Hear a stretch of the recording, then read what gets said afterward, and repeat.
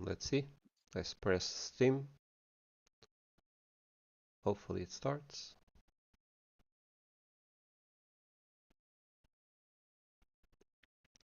It says it started. Sounds good to me. Let's adjust mixer on Windows. And let's press play.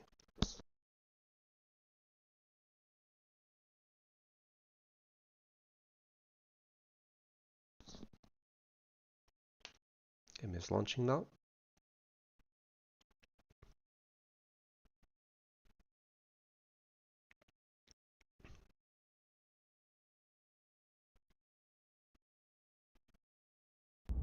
Here you go. You already found the stream, I see.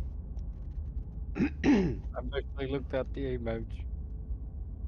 Or my hebben. Ja, voor de mensen. Yeah.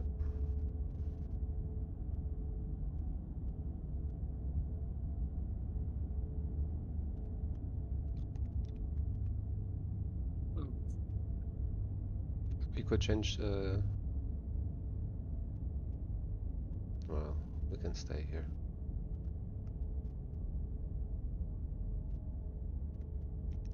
And let's see.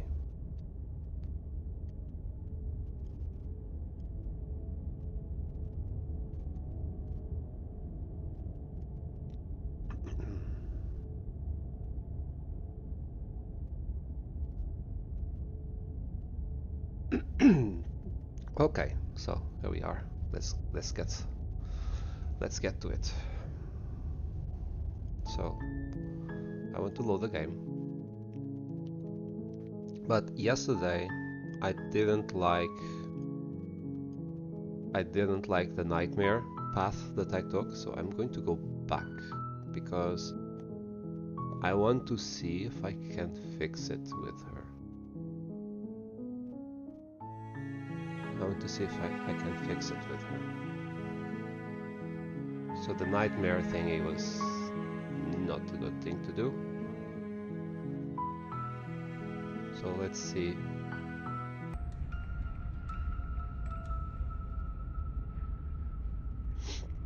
So I don't go to the mirror this time. I'll just take the blade. Enter the basement without the blade. Take the blade. You reach down and pick the blade up off the floor. It would be difficult to slay the princess and save the world without a weapon. Good. Steel can't lie to us. Is it gonna be enough, though? Couldn't you have given us something else? Something, I don't know, better than a knife? Could we have a bomb? Bomb. The blade is the only thing you need to finish your task. You're more than capable of pulling this off, so long as you don't lose faith in yourself. Those are the words of someone who knows he's sending us to our death.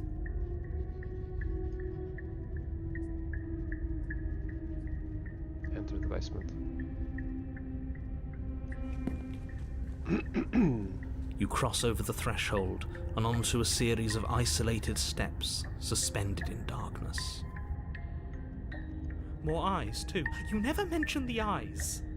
The air seeping up from below reminds you of fresh lightning and static, as if you're descending into a place that isn't meant for a creature of flesh and blood. If the princess lives here, slaying her would probably be doing her a favor. No. Her cruel and playful voice prances up the stairs. I didn't think you'd come back. We're gonna have a lot of fun, you and I. Okay, we need a game plan. Last time we were here, just being close to her was enough to kill us.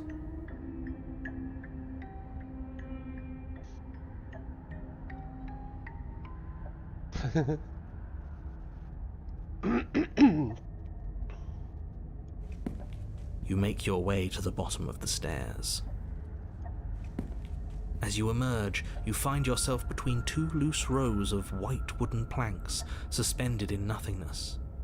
A smattering of cobblestones visible against the inky black of the basement mark where the floor should be, forming vague pathways. At what seems to be the end of the room, they diverge in opposite directions, left and right. So we are in chapter 2, so in chapter 1, we triggered the nightmare as a chapter 2, which is what we are in right now. And then after that, it went really bad. And then here on this situation, I turned left and she was immediately there. So I'm trying to see first what exists on the right. She could be anywhere, and there's nowhere for us to hide.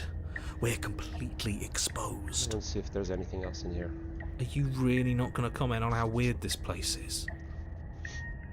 No, I'm not. Somebody needs to be the voice of reason here, and it certainly isn't you. Excuse me, I'm being incredibly reasonable. You're the one who's just matter-of-factly describing whatever the hell we're looking at like it's an ordinary basement. We're going to die down here. I don't want to die again. Please stop saying that. You're only going to make things worse.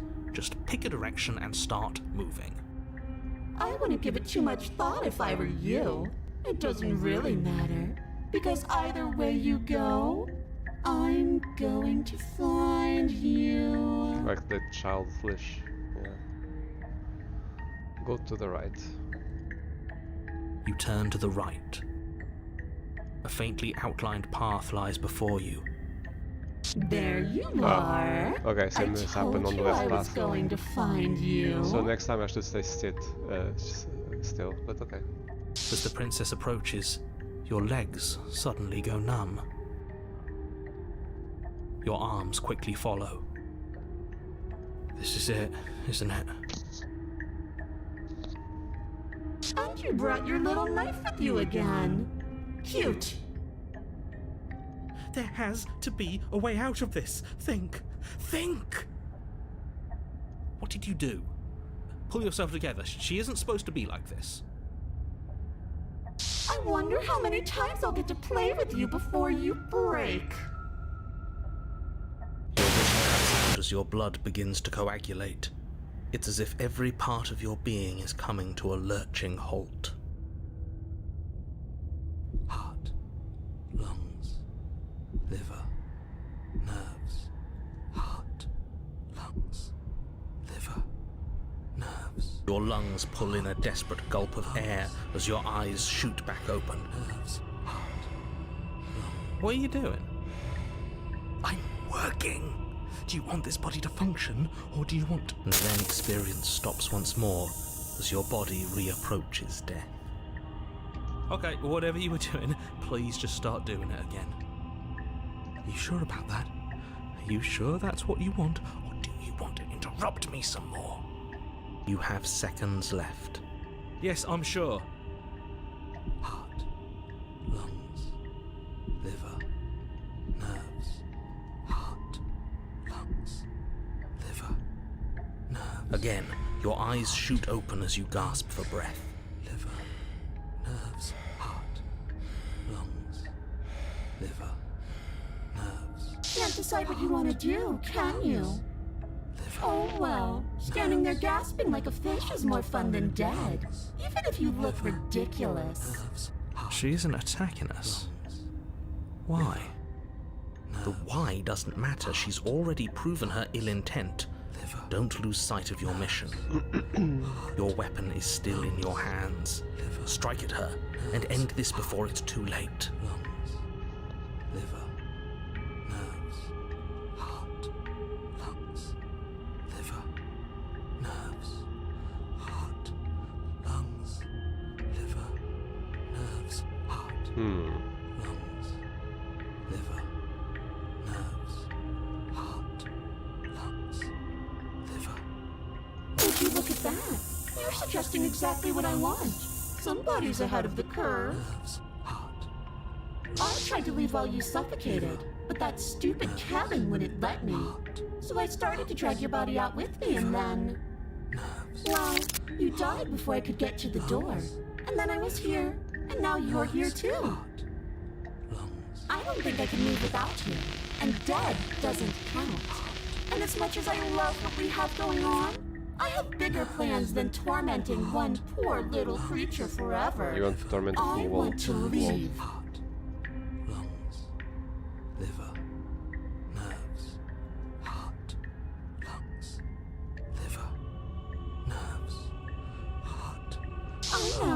you told me last time. nerves, heart, Destroy is such an unenlightened way of putting it. So sudden, so violent, so little nuance. liver, I'm not going to destroy the world, but I am going to hold it in my hands and squeeze it.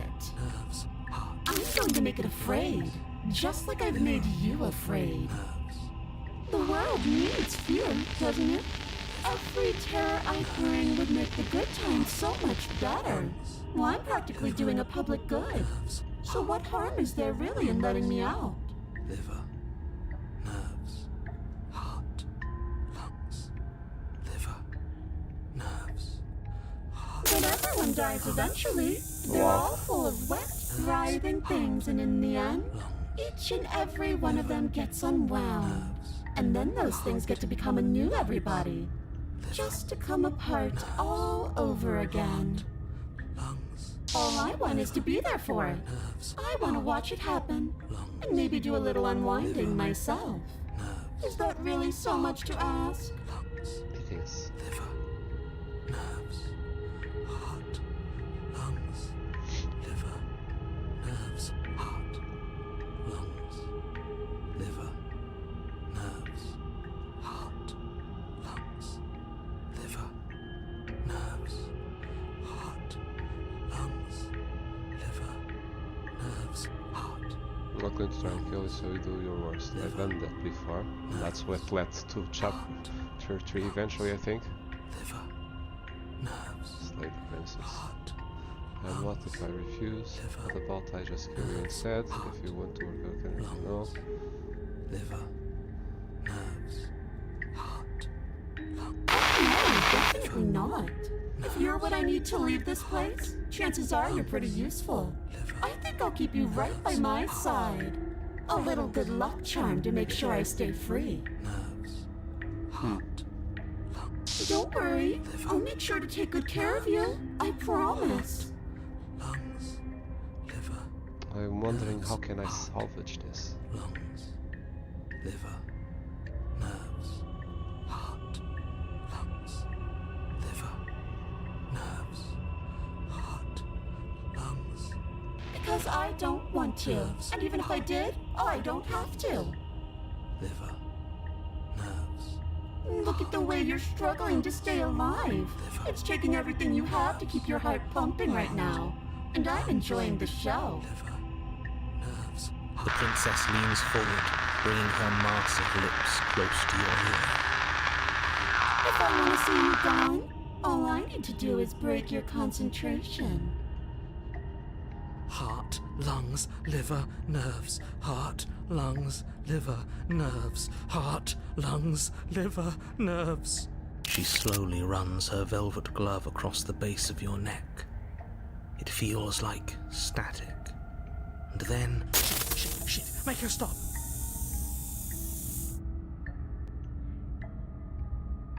Hey, snap out of it. Okay, deep breath, we're fine. Heart, lungs, liver, nerves, heart. You're back. Lungs, liver, nerves, heart, lungs, liver, nerves. One moment, lungs, and liver, then you're nerves, gone. Heart, Just liver, like nerves, that. heart, lungs, liver, Ah, nerves, heart, and there's the fear. nerves, heart, lungs, She pulls away. nerves, heart, lungs, liver, nerves. But that wouldn't be very fun, now would it? I've already done that. Lungs, liver, nerves, heart, lungs, liver, nerves, heart, lungs, liver, nerves, heart, lungs, liver, nerves, heart, lungs, liver, nerves, heart, lungs, liver, Then we're stuck down here together. lungs, Until you change your mind. heart, lungs, liver, nerves. Static, and a skipped beat as she touches your shoulder and whispers in your ear. No! Heart, lungs, liver, nerves, heart, lungs, liver, nerves. Or until your heart finally gives out. Heart, lungs, liver, nerves, heart, lungs, liver, nerves. And then, when you die, I'll find myself somewhere new. And before too long, you'll be there too. That's how this all works, right? This doesn't end until you let me out. Liver, That is true. nerves, heart, lungs, liver, nerves, heart, lungs, liver. And a lot can happen before then.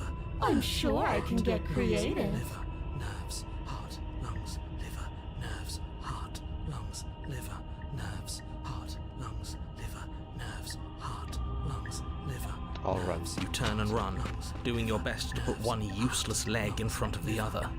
You poor thing. Wrong choice. You get nowhere before the princess is in front of you once again. You're always going to be a coward. Lungs, liver, nerves. She raises a hand to her mask and pulls it down. No. You don't get the chance to see what lies beneath before it envelops you. Like a creeping mold, the complete reality of your existence threads its way through your mind. Birth, death, birth again, decay and bloom, a million stitches from a million This is the same as microscopic when I wounds said you've I would inflicted stay on here. everyone you've ever met, with every muscle you've moved and every word you've ever spoken. It was garbled on purpose, yeah. No. Let me out. Your existence hurts them. Let me out. Okay, so I'm going to have to load again, because this is not what I wanted to happen. Let's try to find if there's still a way in here.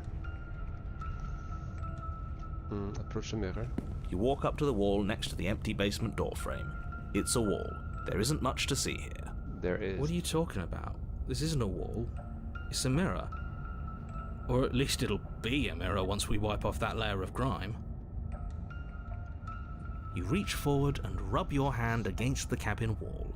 I hope you know how ridiculous you look right now. Did he make it go away? Clearly there was something in there worth investigating if he wants it hidden so bad.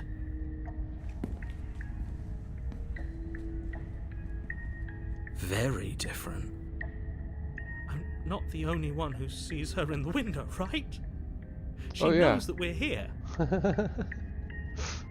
Indeed. Oh, more people in the window in there as well. Wow. Didn't notice that before. Calm down. Maybe the three of you just think everything is different because you haven't been here before. Enough of this past life nonsense. You haven't died, you certainly haven't been killed by the princess. So focus up. A lot's riding on this.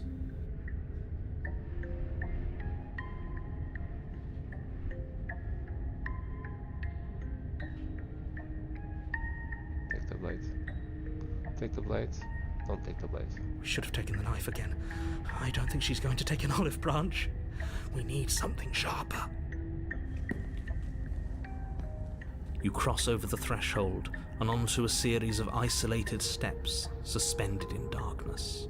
More eyes, too. You never mentioned the eyes. The air seeping up from below reminds you of fresh lightning and static, as if you're descending into a place that isn't meant for a creature of flesh and blood. Her cruel and playful voice prances up the stairs. I didn't think you'd come back. We're gonna have a lot of fun, you and I. I'm sorry for what I did to you, princess. Okay, we need a game plan. Last time we were here, just being close to her was enough to kill us.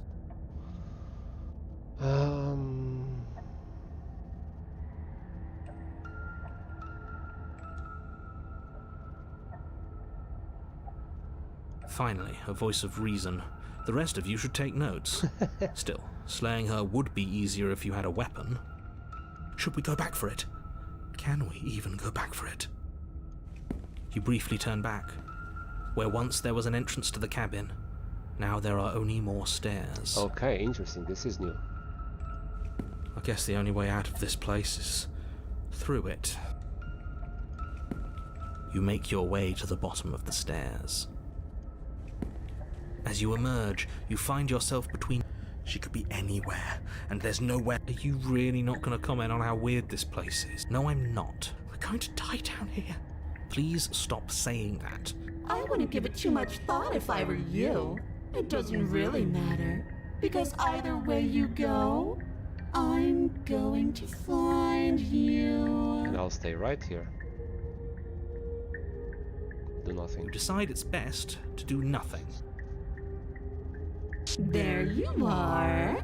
I told you I was going to find you. She always finds me, it doesn't matter which path I take. As the princess approaches, your legs suddenly go numb. Your arms quickly follow. This is it, isn't it? No little knife this time. It's almost like you want me to get you. There has to be a way out of this. Think. Think! What did you do? Pull yourself together. She isn't supposed to be like this. I wonder how many times I'll get to play with you before you break. As your blood begins to coagulate. Heart, lungs, liver, nerve. Your lungs pull in a desperate gulp of air as your eyes shoot back open. What are you doing? I'm working. And then experience stops once more as your body reapproaches death. Okay, whatever you were doing, please just start doing it again. You sure about that? You have seconds left. Yes, I'm sure. Heart, lungs, liver. Again, your eyes shoot open as you gasp for breath. Liver, nerves, Can't decide what you want to do, can you? liver, Actually, it's difficult to decide. lungs. Oh well, standing there gasping like a fish is more fun than dead. She isn't attacking us. The why doesn't matter. She's already proven her ill intent. And how are we supposed to do that? That isn't my fault. It doesn't matter whose fault it is because Then you should get looking, shouldn't you? liver, nerves, heart, lungs, liver, nerves, heart, lungs, liver, nerves, heart, lungs, I don't want to say the French because she already reacted to that. I'm not going to do that. Not doing anything. liver, nerves, Commenced nightmare, did that before. liver, Okay, let's get out of here. What? No!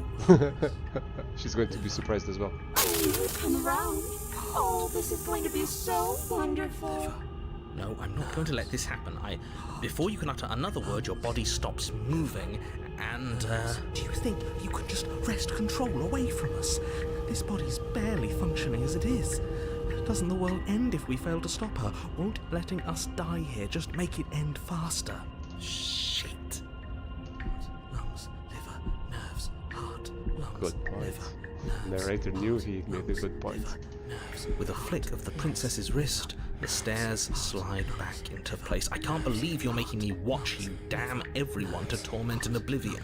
Liver, nerves, heart, lungs, Come along now. You don't want to be stuck down here. The princess glides onto the stairs and beckons you to follow. If only you had a weapon, this would be the perfect opportunity to use it. But we don't. We've already made our choice. Nerves. We can still grab it on the way out. You're not wrong, but maybe you should let me handle the suggestions for the time being. Just focus on keeping us alive. Right. Little laugh. The nervous laugh is well on point. Heart, lungs, Live, liver, nerves, heart, lungs, liver, nerves, heart, lungs, liver, nerves, heart. You step onto the basement stairs, following the princess as she ascends. Pins and needles punctuate your every step, an uncomfortable and constant reminder of your mortality. Is this really worth it? At least it's a choice. That doesn't justify anything. A terrible choice is still terrible. Fair. Make sure you keep up. We wouldn't want you to fall. As if acting on instinct, you crane your neck and look behind you. There is nothing there. The princess reaches the top of the stairs and taps on the door. Her head twists back in your direction, watching you with dead eyes as the way out creaks open. Don't forget that your pristine blade is still on the other side. You can still make this right. You can still save everyone. You can still save yourself from becoming her tormented pet. There's no harm in us having a weapon.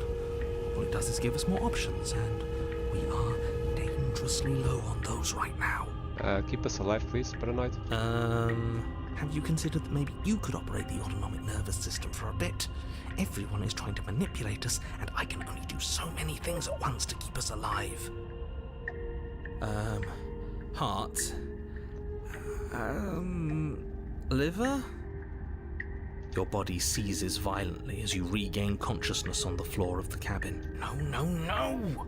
You're doing it all wrong. You're supposed to do it like this. Heart, lungs, liver, nerves, heart. I guess I have to do everything around here, don't I? Heart, lungs, liver, nerves. There we go. Back with me where you belong. I thought you might have decided to break yourself just to spite me. It's better for you that you didn't. Nerves, heart, lungs. Now we can get back to business. For starters, we won't need this where we're going.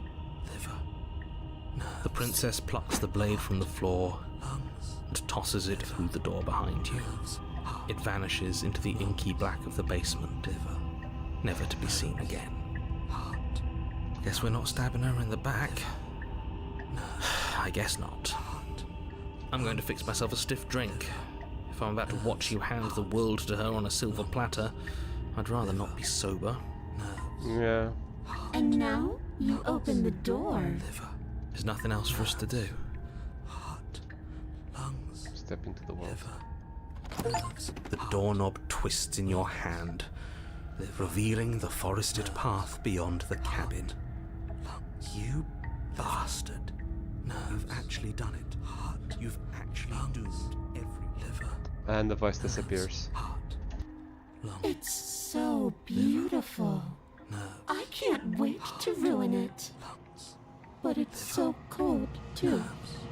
It's itching against my skin.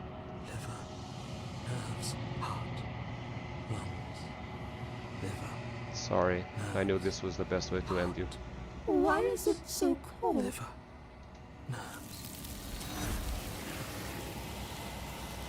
Dang it. This is not the way. She's gone. Where did she go? And there's that mirror again. Of course you're scared, this is definitely so again for me. What is that supposed to mean? Whatever awful thing I felt before, it feels so much worse now. Can't even trust ourselves. Ourself.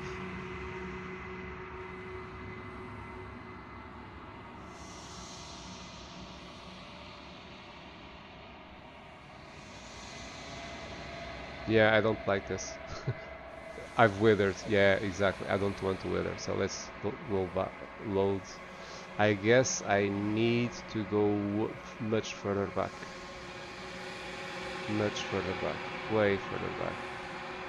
So page 3, page 2, page 3, 156, page...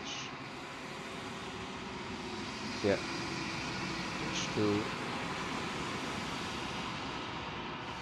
Yeah, so in here is when I arrive downstairs. Yes. The interior of the cabin is almost entirely bare. The air is stale and musty, and the floor and walls are painted in a fine layer of dust. The blade is your implement. You'll need it if you want to do this right. Enter the basement. The door to the basement creaks open. Her voice softly carries up the stairs. Hello? Is someone there? It's hypnotizing. It's the kind of voice you only have to hear once to remember it for the rest of your life. Don't let it fool you. It's all part of the manipulation. You're playing a dangerous game by coming here unarmed.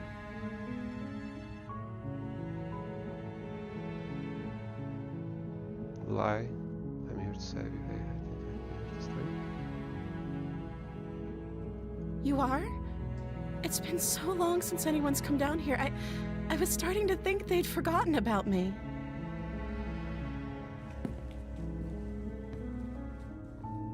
You walk down the stairs and lock eyes with the princess.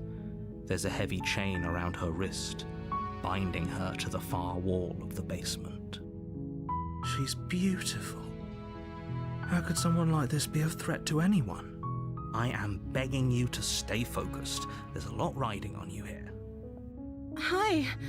Do you think you can get me out of these chains? Hold on, let's talk a bit first. Okay.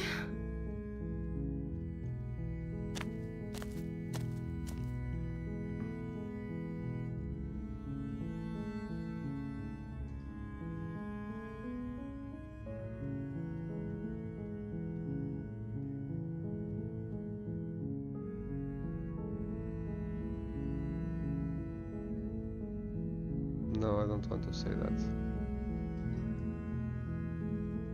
Saying another word now.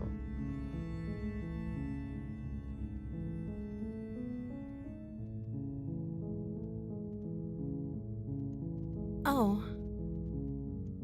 She pauses, carefully formulating her words before she responds. You can address me as Your Royal Highness. Or you can just call me Princess if Your Royal Highness is too formal. Is Princess her name or her title? What if it's both?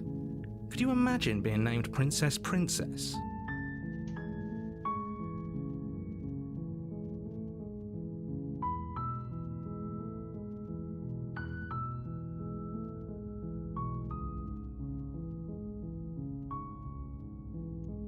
I don't see what that has to do with anything. This is the only time this is ever going to happen, but I agree with the princess. That's hardly relevant. Well, it's still a curiosity. Okay, but actually, what has she been eating? She has to eat, right?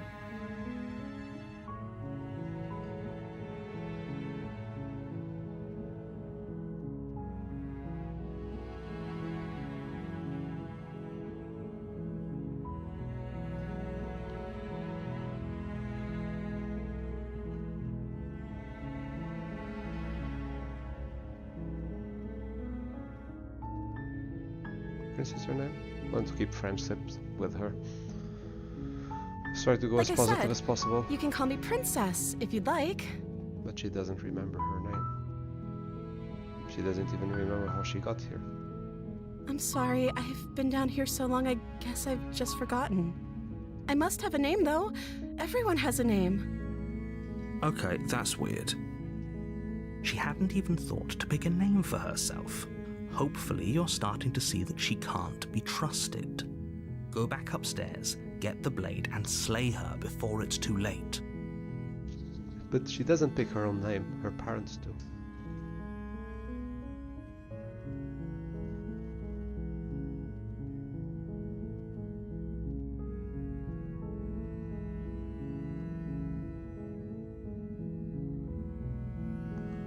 I can trust you.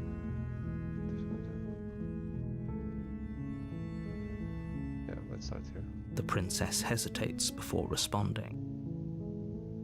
What are you going to do when you get out of here? She doesn't know. She's been down here too long to have any idea of what she'd do in another life. She knows what she'd do. She's just searching for whatever answer she thinks you want to hear. Are you looking for the truth, or are you looking for the right answer? Because with the dynamic we have going on here, I don't think the specifics of what I do really matter. I agree. I was thinking it was a stupid question anyway. That's why I didn't do it on yesterday. But okay, I just want to explore options. It's not like you'd believe me. Test me.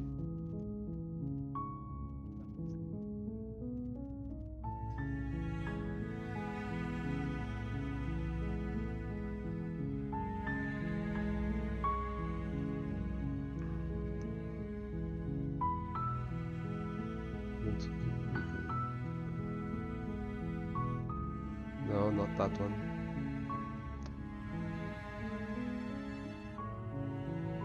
No, I can't follow with this.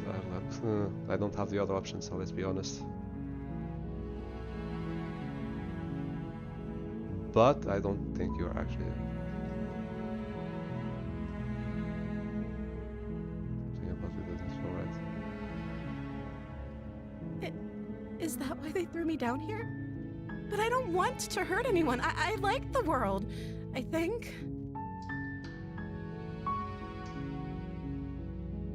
I don't remember much about it, to be honest. I've been down here for so long. That's... How long has she been locked away? Did they tell you how I'm supposed to end the world? No.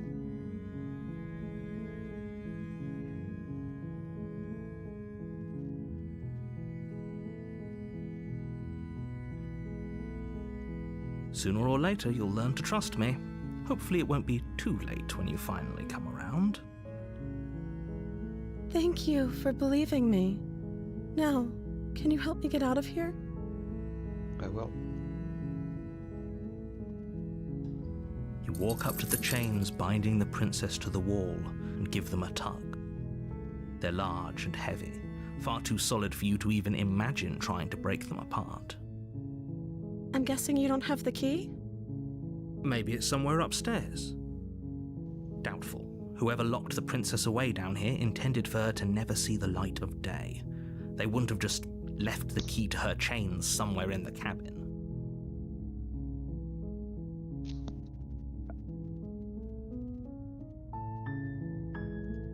Okay, I'll be here.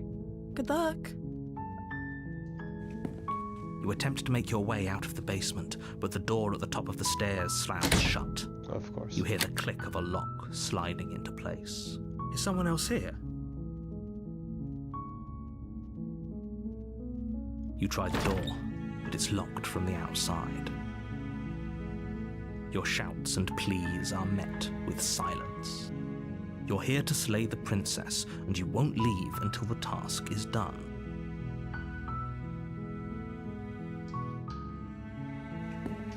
You make your way to the bottom of the stairs. This would have been so much easier if you'd just taken the blade like you were supposed to. Easier for whom? Easier for everyone. Look at the mess you're in. I heard the door slam. They locked you down here too, didn't they? They did. There's a slight panic rising in the princess's voice. If I could just get out of these chains, I know we could force our way out of here together. She barely hesitates before raising her arm to her mouth, her teeth tearing through her limb with the determination of a trapped wolf. As she rips her flesh from her bone, a sound comes from behind you, the clang of bouncing metal. It's the blade from upstairs. You're not sure how it made its way down here, but if there's a time to strike, it's now. Or we could use it to free her. It was you, narrator. You won't like what happens if you do that. Oh, there's no more options in here. Just slay the princess. She's going to hate me again. You bastard. Without hesitation, you bring the blade down and plunge it into the princess's back. Finally.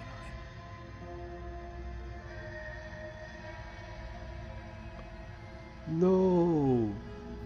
The wound drives her to the ground. No.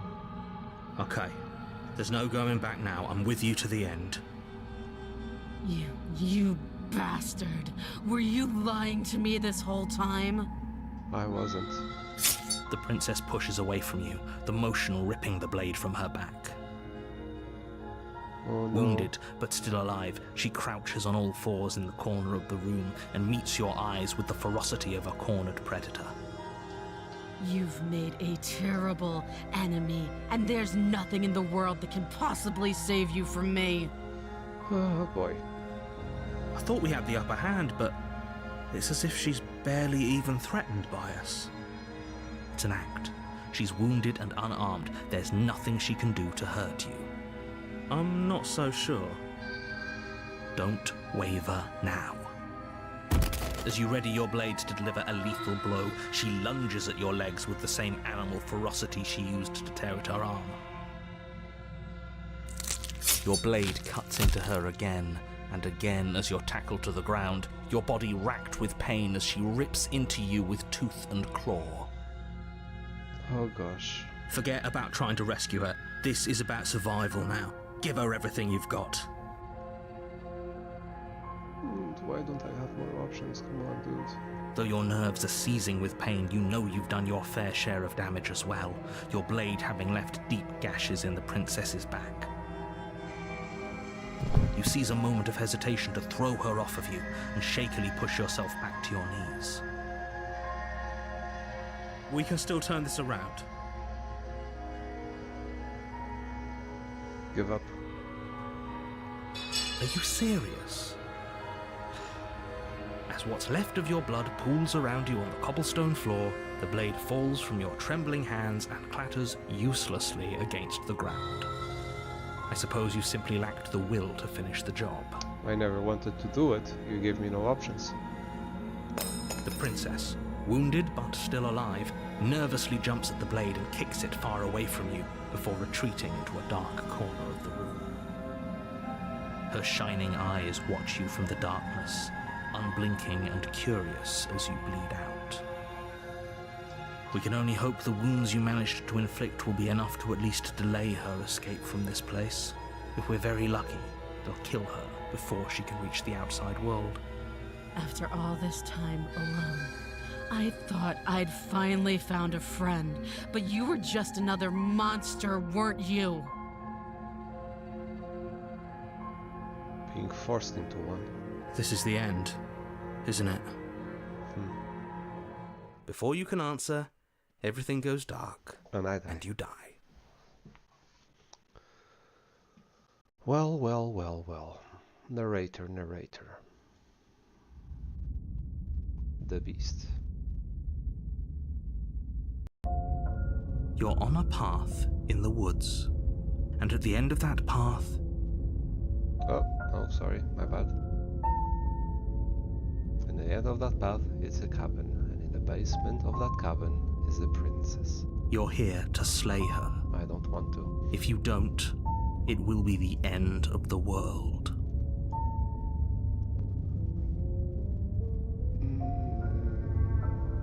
A terrible sense of déjà vu. No, you don't have that. This is the first time either of us have been here. Are you sure about that? If he doesn't remember what happened, then maybe it's best to keep it that way. If he doesn't remember what happened, then something else must have trapped us here. Hunted. You're not trapped here. Nobody's forcing you to do anything, though the only sensible thing for you to do right now is march up to that cabin and slay the princess.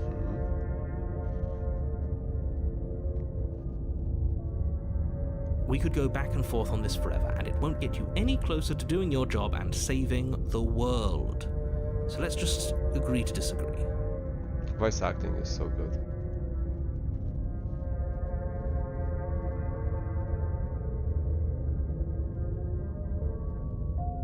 Those are two very different questions, but fine, I'll indulge you if that's what it takes to get you moving.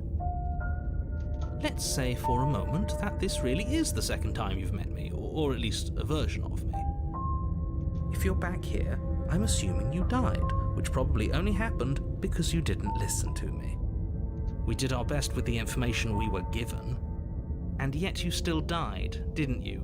So, great, congratulations, you've been given another chance to actually do this right. And I believe your other question was something along the lines of, oh, what's the point of doing anything?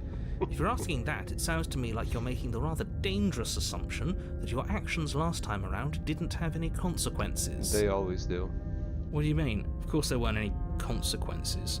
We were killed by the princess and now everyone's right back where they started. That sounds pretty consequence-free to me. It isn't. Yes, but in this purely hypothetical scenario, that begs the question of how you got back here. Did time simply rewind itself, or were you instead transported to a different world entirely? Bit of both. If it's the latter, what do you think happened after you died? Do you think the people there lived happily ever after? Or do you think that the princess, left unhindered, brought about the end to everyone and everything, just like I told you she would? All the more reason to keep our wits about us, should we even return to the cabin. We could find a safe little hole somewhere instead. You have to go to the cabin. If you don't slay the princess, she's going to end the world, which you're always going to be a part of, even if you're cowering in a hole. There's no escaping your responsibility here. Let's talk about this. Just be process. quick about it. Like I said, if she killed you, it was probably because you didn't listen to me. Don't talk to her, don't trust her, just go in, do your job, and save the world.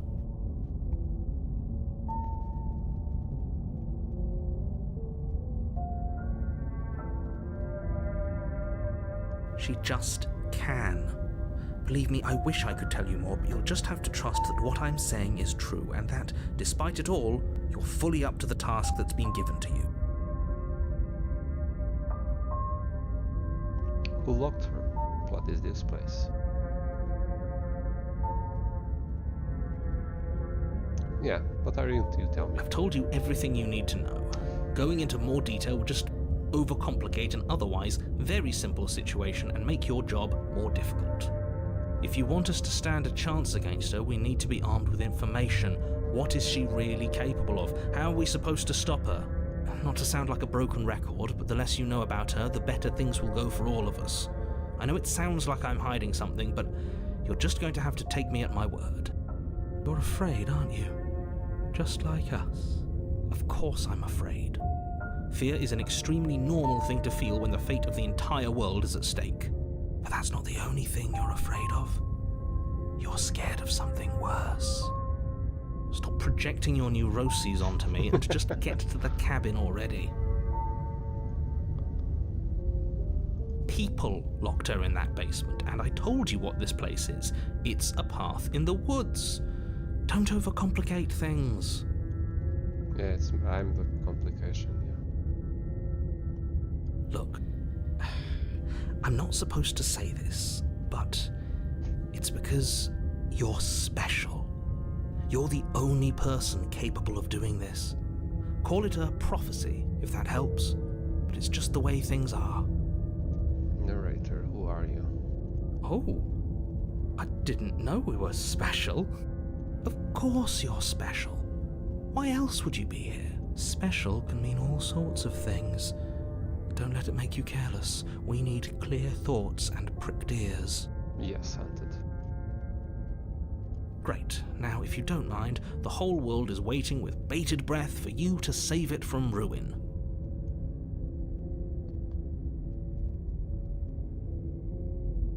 Turn around and leave. I'm so tempted to do that.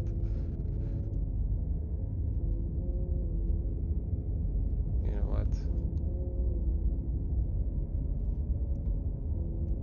There you go.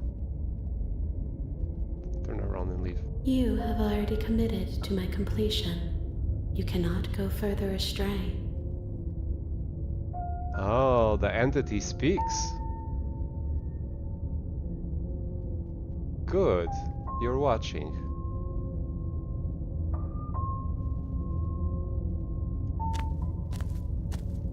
A warning before you go any And further. nobody heard the entity.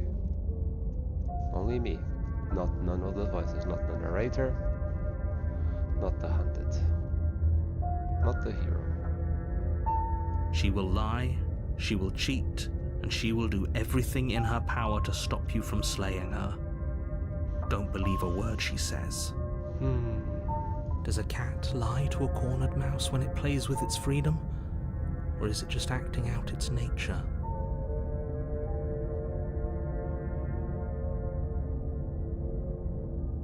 I don't see why that matters.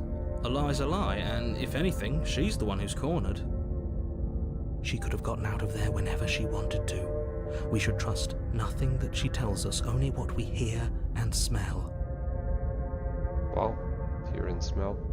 Really like a prey, huh? That's a very roundabout way of saying that you should listen to me and take this seriously. Maybe.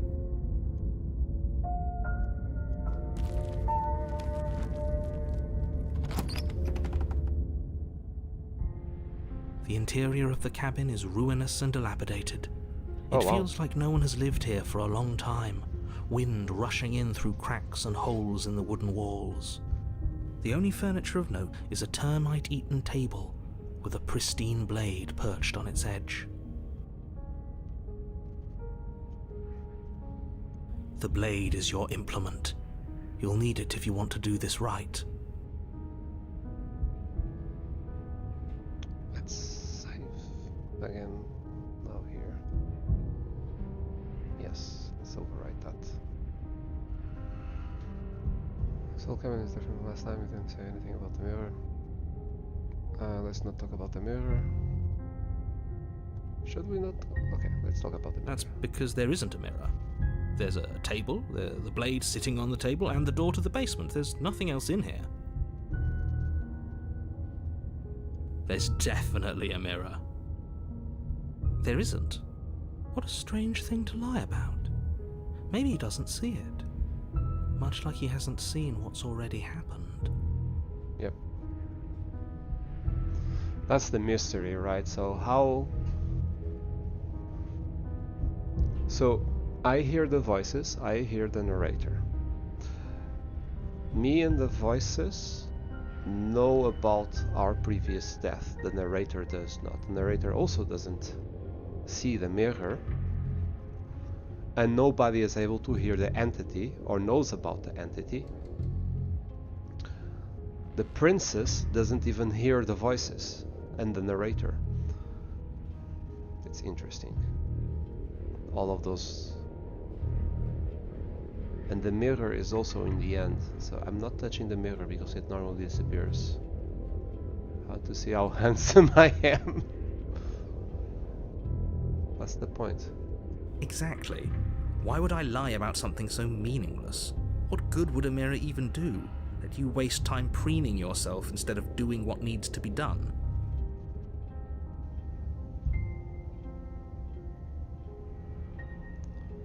Oh. It doesn't have the option of me saying I want to see how awesome I am. Take the blade, enter the basement. No steel claw. Do you think we can talk our way out of this? I don't think she wants to talk. No, she doesn't, but I do. I guess we'll just have to trust that we made the right call. It'll still be here if we need it. And the mirror disappeared automatically. The door to the basement creaks open, revealing what's left of an old wooden staircase. It's still sturdy enough that you can make your way down in one piece, though you'll have to be mindful of holes. The air seeping up from below is oddly warm and wet, as if you're descending into a jungle. If the princess lives here, slaying her would probably be doing her a favor. She growls up the stairs. Yes. I can smell you. She sounds almost feral, impatient, or maybe eager. You carefully make your way down the stairs.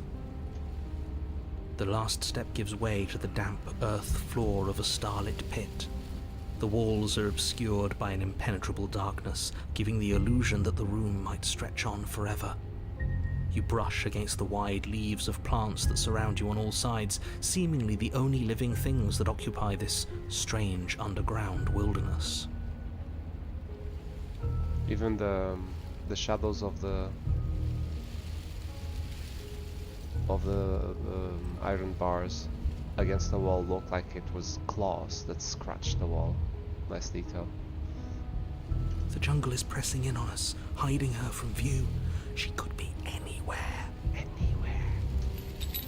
You see only a flash of the princess before she scurries away into the underbrush, dragging her heavy chain behind her. Remember, she's just a princess. No. She is certainly not just a princess. You're not helping. It doesn't matter what she is. It only matters what she does. True. Her shining eyes appear between the leaves, staring hungrily at you from the darkness. I can hear your heart pounding from the bottom of the stairs, fledgling. You're right to be terrified. I'm so much more than you. A shiver rushes up your spine and pulls you upright. The air's shifting. She's getting ready to pounce. Move, now.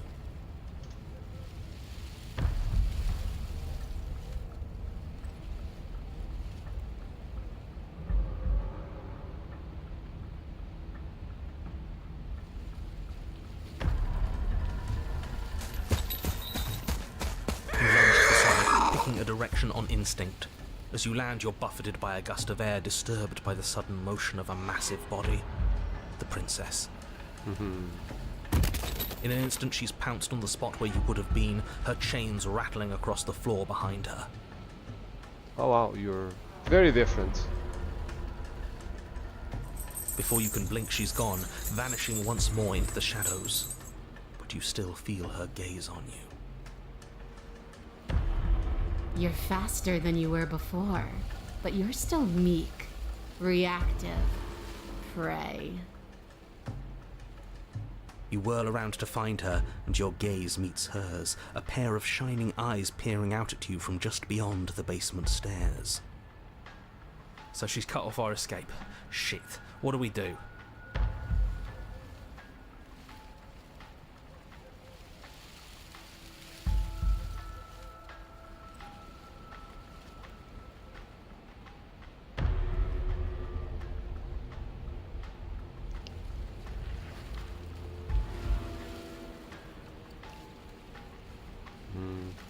Let's try to save a little bit more.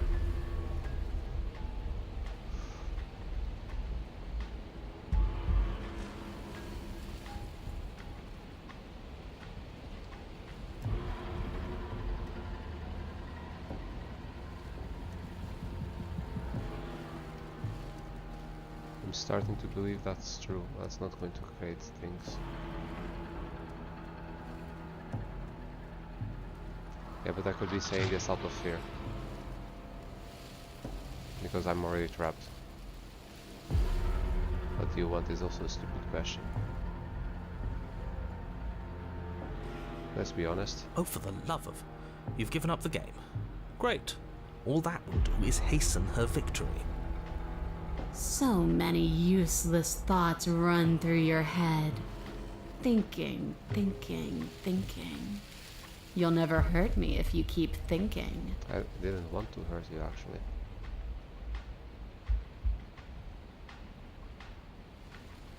Stop hiding and show yourself. Yeah, let's be...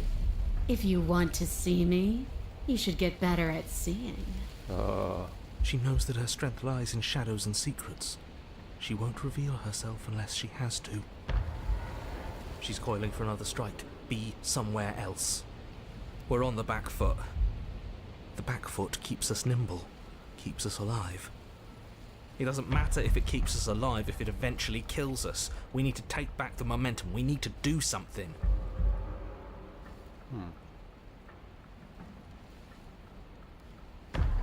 Survive, play dead, stand still, survive. Jungle, barely moving out of the way before the princess surges past you with a speed that makes her practically unseen.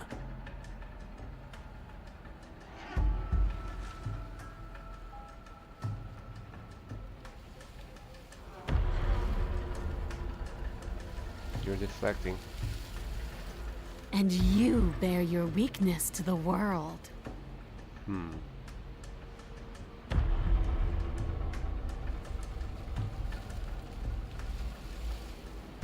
I want to swallow you whole, and I will get what I want.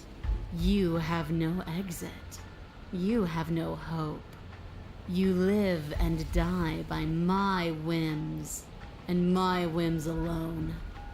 Don't ask her what she wants, just go back for the blade upstairs and slay her.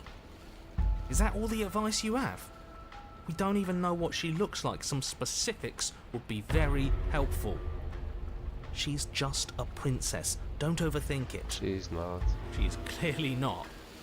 A tickling sensation rises at the base of your neck. She's about to pounce. Flee. We can't keep doing this. Play dead. If I play dead, I will die.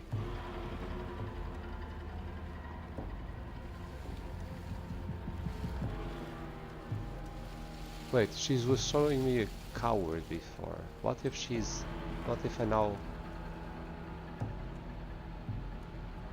Did she kill me before?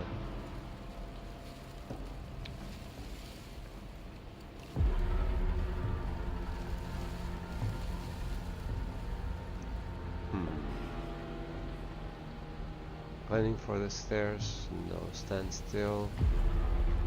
Playing dead, no. Stay alive, stand still. Stand still, she's going to kill me. Or she's going to be impressed that I don't fear her. There's a shift in the humid air, and something enormous, the princess, lunges from the shadows, her maw unhinged and dripping, her eyes fierce and full of hunger. She is too quick to outrun, too nimble to outmaneuver, too determined to overpower. This is her domain. You are devoured. I guess that's it then, isn't it? Unfortunately for you, no. This isn't it. You are in a dark and caustic place. Whoa. A thick, fibrous lining constricts around you, its slick surface impossible to grip. Your hands scrabbling uselessly at your surroundings as they compress in on you. Your lungs can barely expand in such a tiny space. Not that the humid, finite air grants you more than a few shallow breaths at a time. Wow. She's that large. The liquid pooling beneath you starts to seep into your skin. You itch, then sting, then burn as the acid begins its slow work. In the stomach. When I killed you, I tried to leave this place, but it wouldn't let me. You belong down there, it screamed at me. The world is better off without you in it. Wow. The flesh around you rumbles as the princess begins to move, her thundering footfalls twisting you helplessly about. Your skin protests as the corrosive liquid sloshes around you, but there will be no respite for you in sight. The burning grows stronger, and you can feel layers of you being peeled away. Okay, so her tactic was not to kill me instantly, but by being entirely devoured, she still has time to get out of the cabin before I finally die. Okay, interesting. But you don't belong down here. You came from somewhere else. You came from out there. So I consumed your dead heart, and I carried it in my throat, and I draped what was left of you on my back, and I threw myself against that door. She stops, her muscles tensing around you, and through the muffling layers of her flesh, you hear the whine of straining metal. And with a pop, she lurches forward, your body lurching right along with her. Her chains. She's loose. But even then, it denied me freedom. You cannot fool me by draping yourself in decay. I know your true nature, and it is suffering. Gravity pulls at you as you're hefted upwards, the distant creaking of ancient wooden steps barely audible over the thudding of the princess's heart. And then it was gone, and I was here. A new enclosure, a nicer cage, but still a prison. I learned from my wounds. You're alive now. We can leave together. Does that work? Could she free herself if we're alive in here? Do you really need me to give you a definitive answer for you to understand that the situation is grim? Stop her. Do something. I have claws, but... We don't have steel, but we have tooth and claw. Tear through her before we are her. Yeah, talk to the Coven is interesting.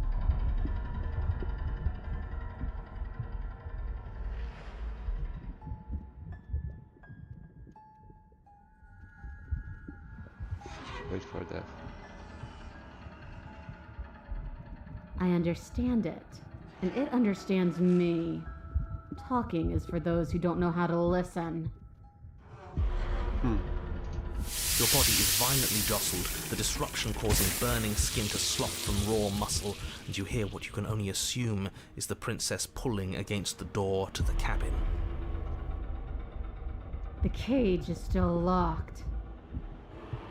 I don't think we can talk our way out of this. We are drowning in death. There's no more space for words.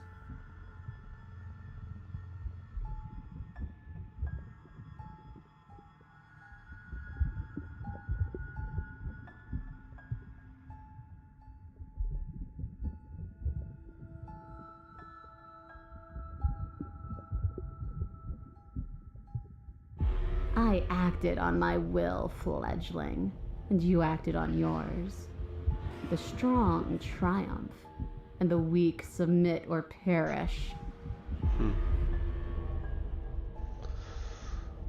That's a very grim view of the world. The pullings return to banging as the princess desperately throws everything at the cabin door. Your flesh screams as your reddened, spongy body is hit with fresh waves of blistering acid. Wow. You can't hold me forever.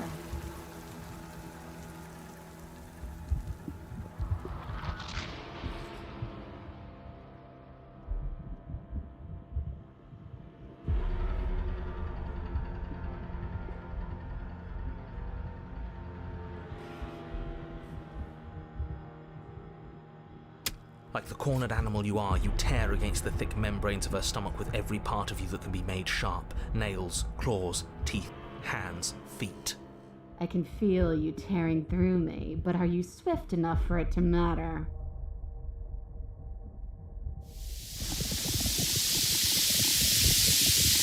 But will can never truly exceed the limits of the flesh.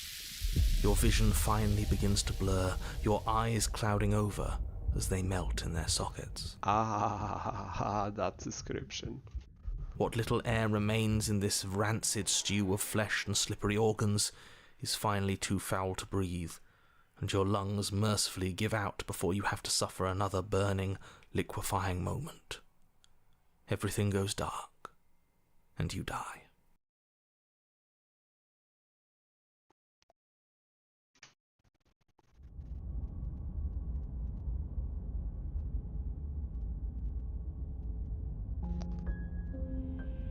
We are a path in the woods. We have no beginning, and we have no end. But something cold and unnatural sits watching us from just beyond our edge.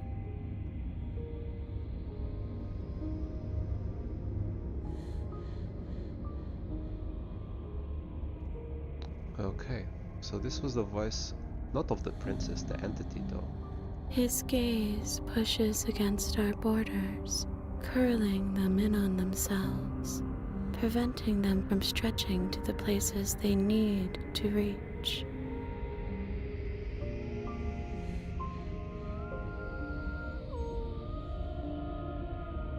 I was going to load the previous one, but I was not expecting this to start without the narrator, but with the entity.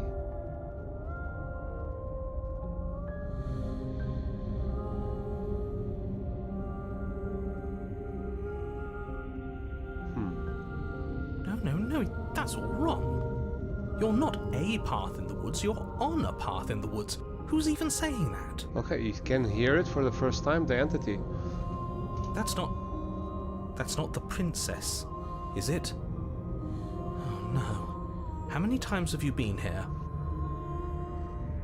Many? I think this is our third? Actually more, but third on this sequence, yeah. That's bad. That's very, very bad. It wasn't even supposed to reach 2.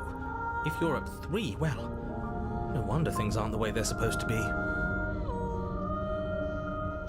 Let's get our facts straight. What happened last time? What could you have possibly done for things to be like this?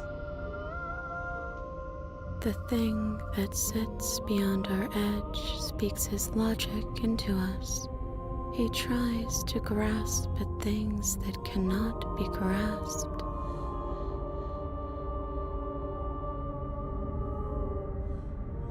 Talking about the narrator, huh? He tries to stare with wide pupils at that which can only be held from the corner of the eye or with a passing glance. Shut up. The rest of you, talk. What happened? What did you do? Can she hear us if we talk? I can hear everything, little one, but you don't have to be afraid of me. There's no place where you end and I begin. Nothing can hurt you here. Not anymore. That's just because she devoured us and we dissolved away. We don't even exist as a body anymore. True, that's the reason. We're still here, though. And if we're safe, isn't that better? And she's way too serene. There's no malice. She ate you. And now you're convinced that you're stuck together. What a mess. He doesn't understand. We aren't convinced of anything, and we aren't stuck together. We're one. This is how we're supposed to be. Can't you feel it? So this surprisingly ended doing something very unexpected. So she was super upset at me. I was trying to find a way to fix that, but I'll play along. This seems magical and serene. I guess that's it then. This is us now. We're the woods. Okay. The broken.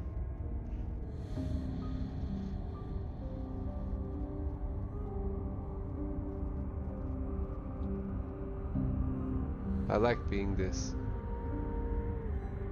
You can't just passively exist forever. Not with her. That isn't how it works. The princess ate you last time. Stop passively vibing with a literal predator and remember that you're enemies. Remember what she's done to you and how much it hurt. I've hurted her as well. First. We can't go back to that. We can't go back to the fear and the hunger and the pain. Not after being something as beautiful as this. Doesn't all that conflict feel so far away right now? So petty? We've been posed against each other by something that understands the strength of our unity. I can feel a thumping. A heartbeat. Like a distant terror that keeps getting louder the more we pay attention. Please, stop. If you let it in, we'll fall apart. Don't look at it! Okay.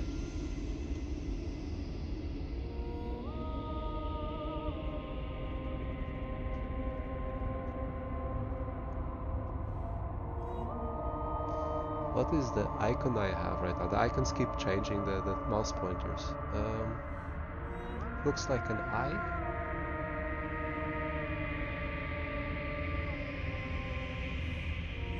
Bury it. No, you can't bury that feeling. You can't hide from your past. The past doesn't have to exist. Our freedom is within us. We just have to find it.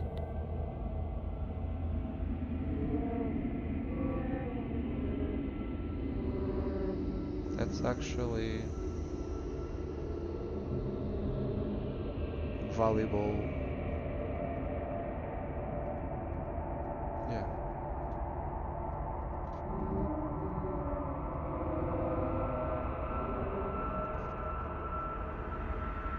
Anywhere you find reveal freedom. Embrace your transformation. You fall inward into a network of connections too vast for your mind to Just got an occupy. achievement. Are you a path in the woods? Are you a body? Can you even grasp the fuzziest edges of the shapes that confine you?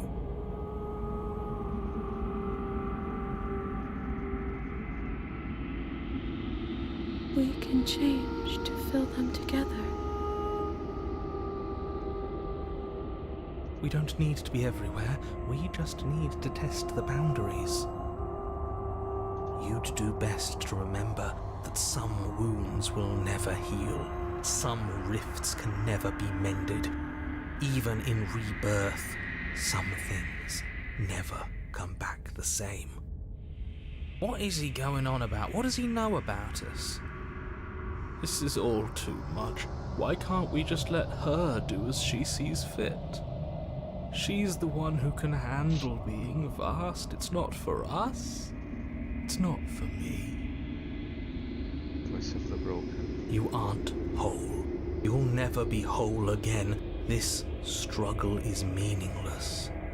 Whatever you think you're doing, you will fall apart. Okay, so the narrator is definitely not along for this. We don't need to be made whole. All we need to do is find a single corner of his cage and break it.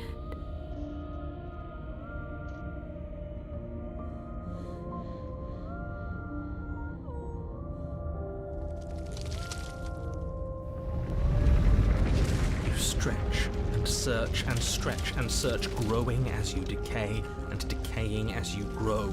As you strain beyond your limits, the ground around you becomes dry and unstable and crumbles into nothing beneath you. And we are again in the middle of nowhere, the void.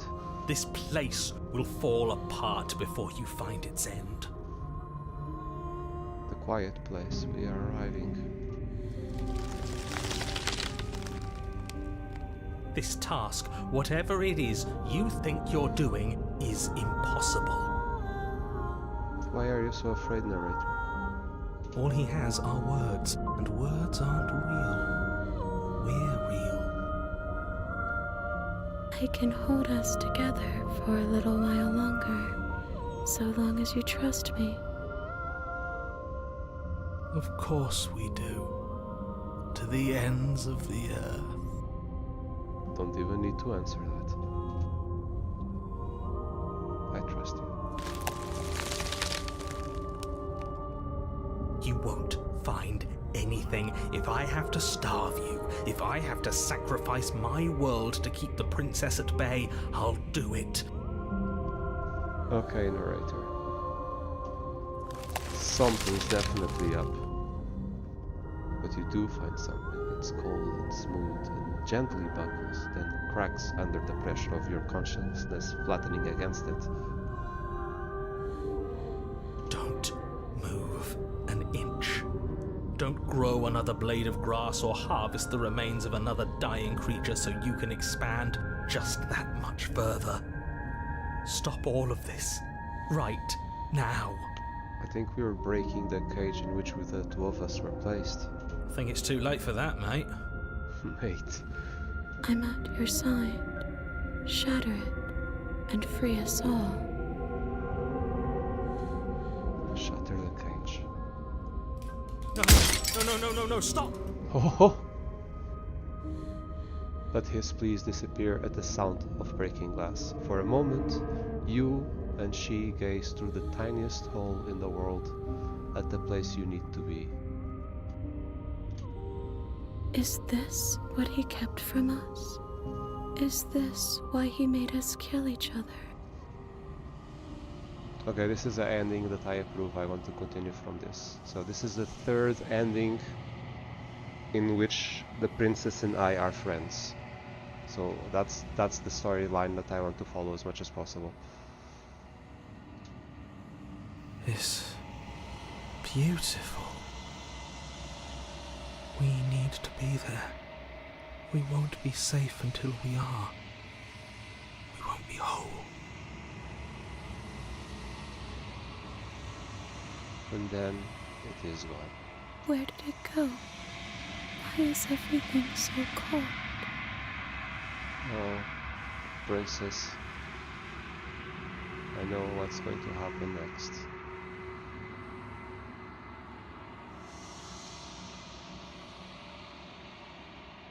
She's gone. Where did she go? Should we try and find her? And there's that mirror again. Why is it here? Why now? I hope I've grown.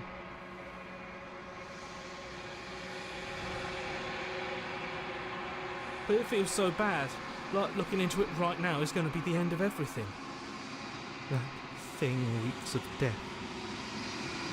I don't want to look at us.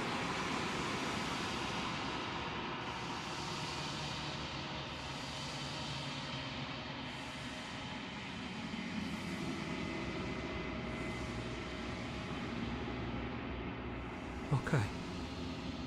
If you say so, we'll trust you. I'd like to be somewhere nice. A mercy.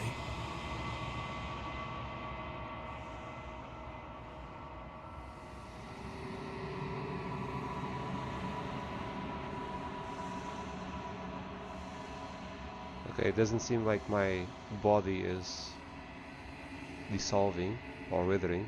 No, it is withering. No! Dang it! I don't want to wither. Dang it. Is it no way around it? Because the first 2 times I finished as in a good loving relationship with the princess, it said grown, I've grown, and now it's saying I've withered whenever I'm finishing with the princess in a not good way. I thought now it was good, but even though we were bad, all of the sudden, after she ate me, we found peace.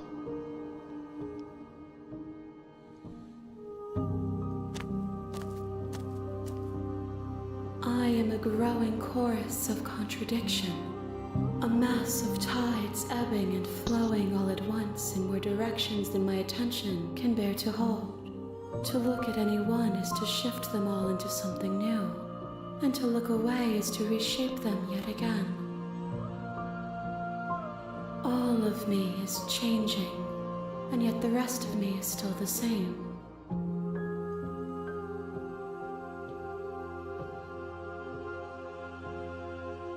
As easily as you can stand to be you.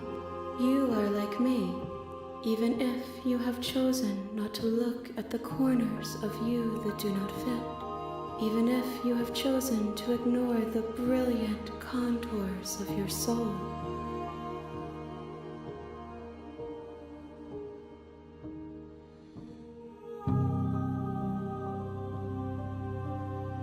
It changes me, but it doesn't make me worse. Nor does it make me care for you any less. Does it make you worse? Do you resent me? I do. I don't like to be attacking the princess, trapped forever. Forced against each other, but always connected. It will, in time. But you still have a ways to go before we are done. Know that I hold no malice for you.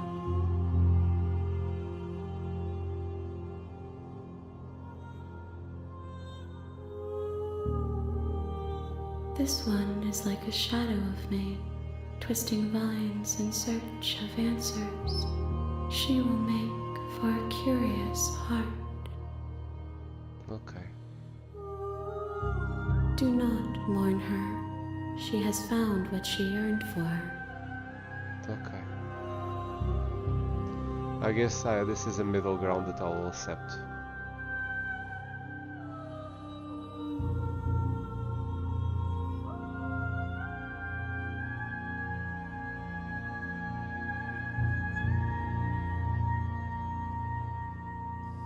I care about your gifts, but I have no preferences to burden you with. Even if I did, I would never dare to tarnish our relationship by assuming myself above you. That's a sweet answer.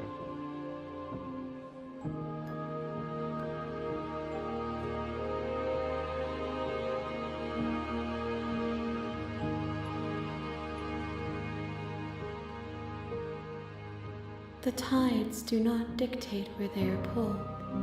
A river does not dictate its outlets. Okay, so I feel that there's like an ending to this game that is affected by the plays that I did.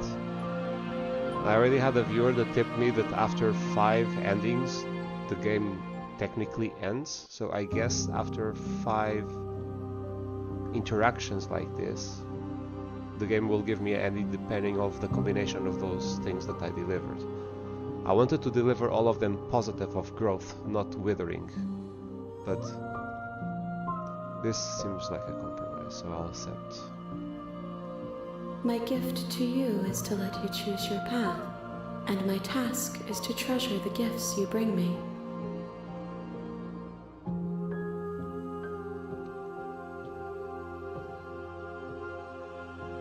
The desires of my multitude thrive in endless competition with themselves, but none of them rise above their dance to influence me. I yearn for what I have always yearned for, our awakening. Other desires shrink in the light of knowing you and knowing me.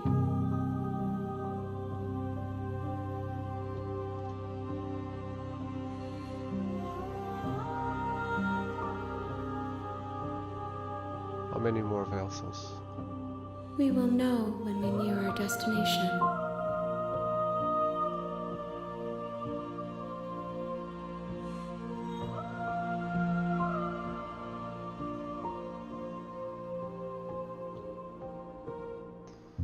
Destroy your body. I still don't have a reason to do that. I will be here when it is time for us to meet again.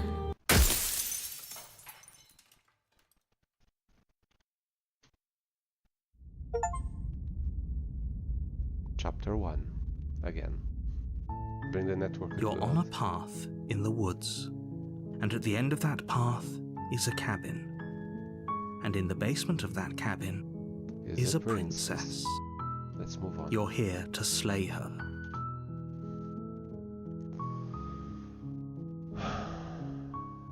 Because she's locked up? While I appreciate the mental exercise, we are running up against a bit of a ticking clock.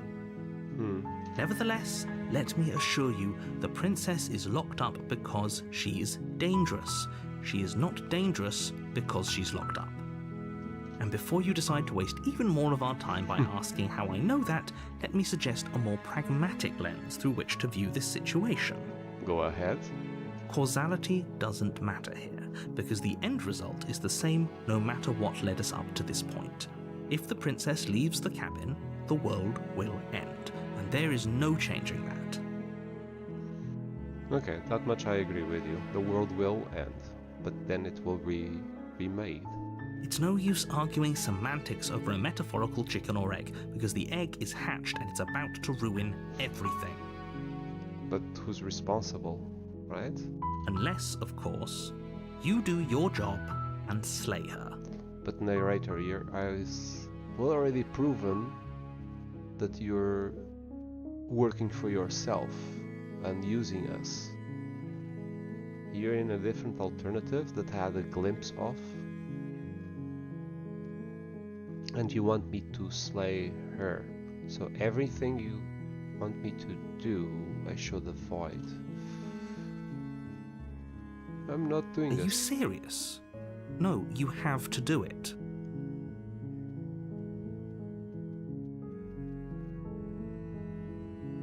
Of course I haven't. Why would I even consider that? Nobody wants the world to end.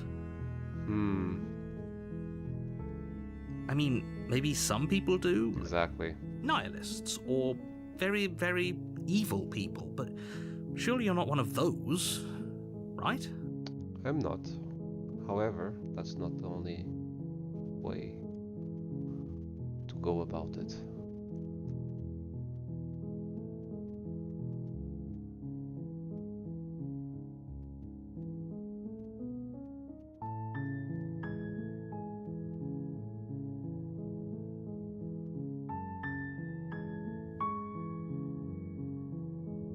Silently continue to the cabin. You make your way up the short path to the cabin. You'll find the princess within. We're not going to go through with this, right?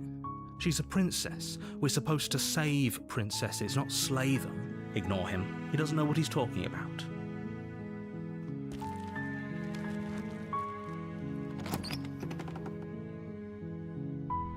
The interior of the cabin is almost entirely bare. The air is stale and musty, and the floor and walls are painted in a fine layer of dust. The only furniture of note is a plain wooden table. Perched on that table is a pristine... The blade is your implement. You'll need it if you want to do this right. I don't want to start with the blade. Oh, I cannot! I need to take the blade. Okay.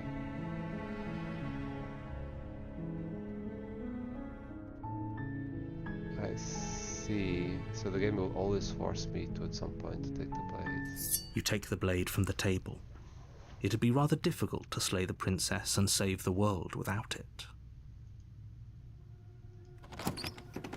Dang it. This is already going to start in the wrong way. The door to the basement creaks open, revealing a staircase faintly illuminated by an unseen light in the room below. This is an oppressive place. The air feels heavy and damp, a hint of rot filtering from the ancient wood. If the princess really lives here, slaying her is probably doing her a favor. I hate that sentence so damn much. Slaying her is probably doing her a favor. How about she decides Her voice carries up the stairs. Who's there? She sounds dangerous. It's almost as if she's the one in charge down here. Don't let it fool you. It's all part of the manipulation. Well, she knows I have a knife. She can sense it. I think I'm here to kill you. Let's be honest, let's just be blunt about it. Oh, are you now? Why don't you come down and let me take a look at you? Great job. You gave away the element of surprise. Good luck, hero. You walk down the stairs and lock eyes with the princess. The first time I'm There's a saying... heavy chain around her wrist, binding her to the far wall of the basement. It's the first time that I say to her that I was sent to kill her, even before I first eye contact. So this is going to be interesting. She's so coldly beautiful. Is she really a threat to the world? Focus on the task at hand. You weren't kidding when you said you were here to kill me. Well, here's the thing. I said I'm supposed to be here to kill you. It doesn't say that I want to kill you, right? There's a nuance, right? Yeah? Yeah?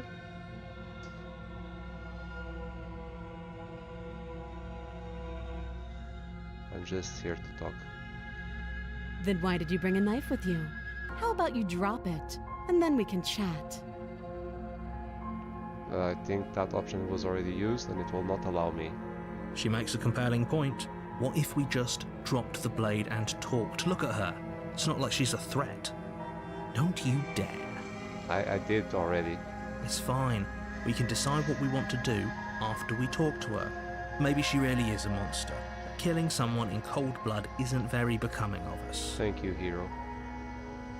Drop it. The blade Yes, it tumbles allows me. out of your trembling hands Perfect. and drops to the floor with an unceremonious clang. Narrator so unhappy. Means that we're doing a good job, right? Thank you. Maybe now we can just talk. Against your better judgment, you step forward to speak with the princess face to face, unarmed. We'll be fine. I don't know what you're hoping to accomplish here, but I can assure you there's no reasoning with her. Just make sure you don't forget about the blade on the floor. You're going to need it. We'll see. So here we are. What an awkward start to a relationship.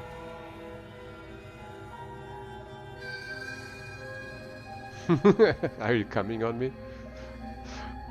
Let's be joking a bit. Don't jump to any weird conclusions. We're two people who have met each other. By definition, we have a relationship. That's true. Thank you. Correct grammar. I'm here because you're supposed to be just as blunt as possible. Let's just talk it out. No playing games. Don't just tell her that. Oh, the narrator is mad. So good then. Is that why they threw me down here? But I don't want to hurt anyone. I like the world, I think. I don't remember much about it, to be honest. I've been down here a long time. Just how long has she been down here? If I'm supposed to be capable of ending the world, then how did I wind up here, chained to a wall? Have they told you why I'm allegedly so dangerous?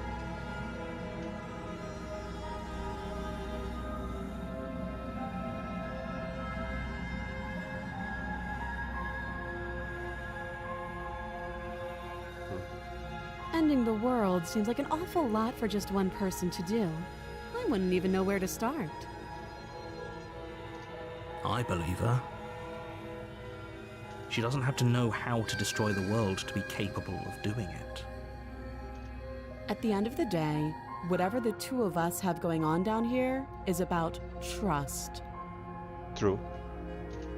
Whoever sent you to slay me claimed I was a threat to the world, but they didn't tell you why. This is correct. That doesn't sound right to me. And I don't think it sounds right to you either. Otherwise, we'd be killing each other instead of talking. Correct. You think She has a correctly. point.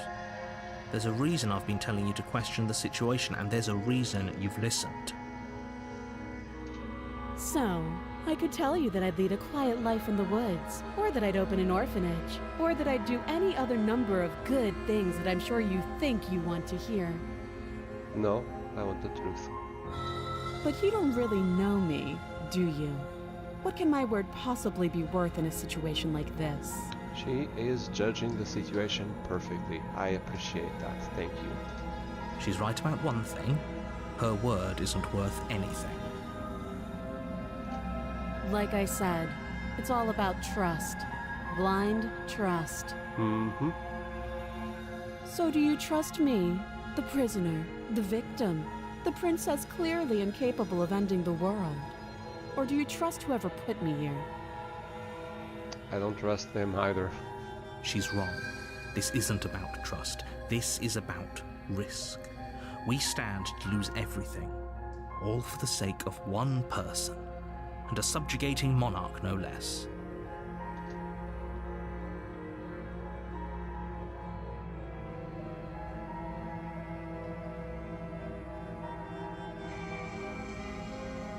Too long. Again, she offers no specifics. No matter how hard you try, you'll never get a straight answer out of her. Okay, let's see how she answers this. She hesitates before answering.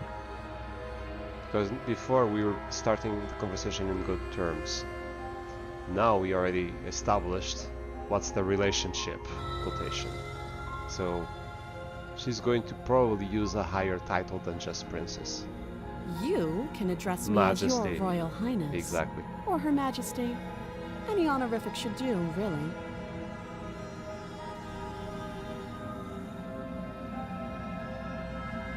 You can't. Don't bother. I'm guessing you don't have the key then.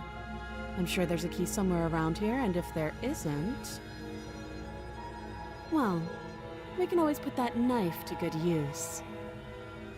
Her sharp eyes settle on the edge of the blade. She isn't suggesting what I think she's suggesting, right? Mhm. She is. I'm sure of it. Oh, have you decided what to do with me? You know why you're here.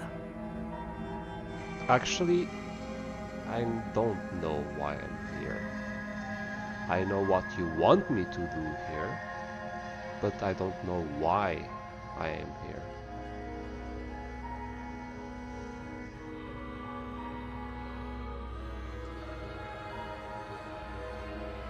Oh, you have to be kidding me. You walk up to the chains binding the princess to the wall and give them a tug. They're large and heavy, far too solid for you to even imagine trying to break them apart. If you don't have the key, maybe you should go looking for it. I'm sure it's somewhere upstairs. Doubtful. Whoever locked the princess away down here intended for her to never see the light of day. They wouldn't have just left the key to her chains somewhere in the cabin.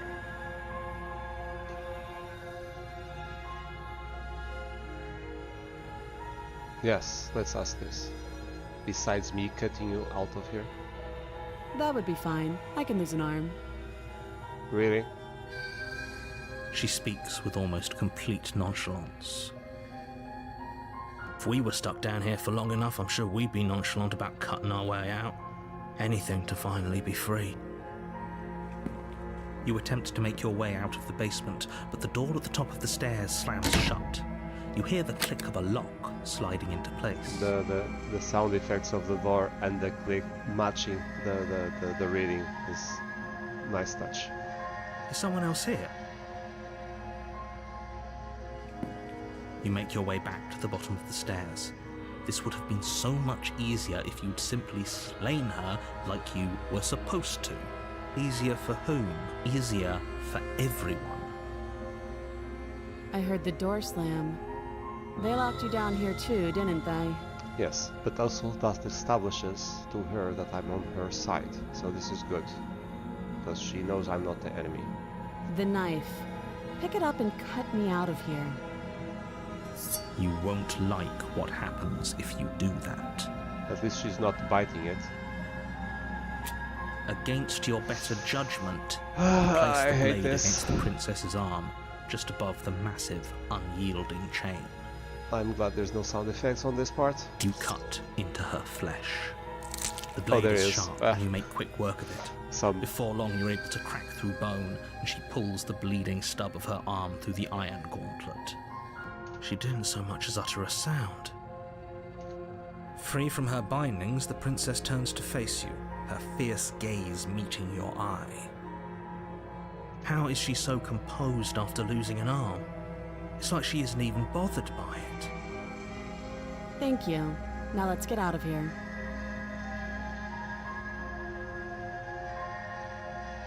No, we won't have any of that. The stakes are too high. You can't just let her escape into the world.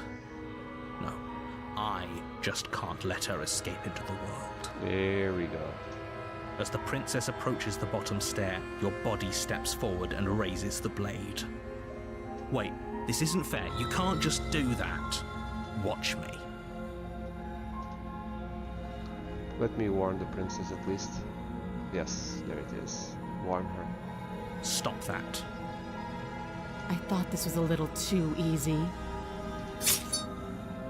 Your body lunges forward to sink the blade into her back, but the princess swiftly moves out of the way before you can connect.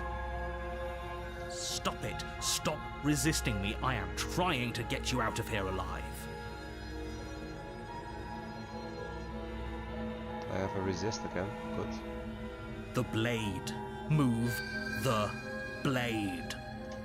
You're doing your best to help me, aren't you? I can see the conflict in your eyes. Okay, we didn't have this conversation before. Good.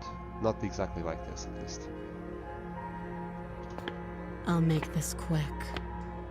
Before she slayed me, saying, I'm sorry, I'm sorry, I'm sorry. And here she's much more serene. She steps forward and pries the blade from your rigid hands.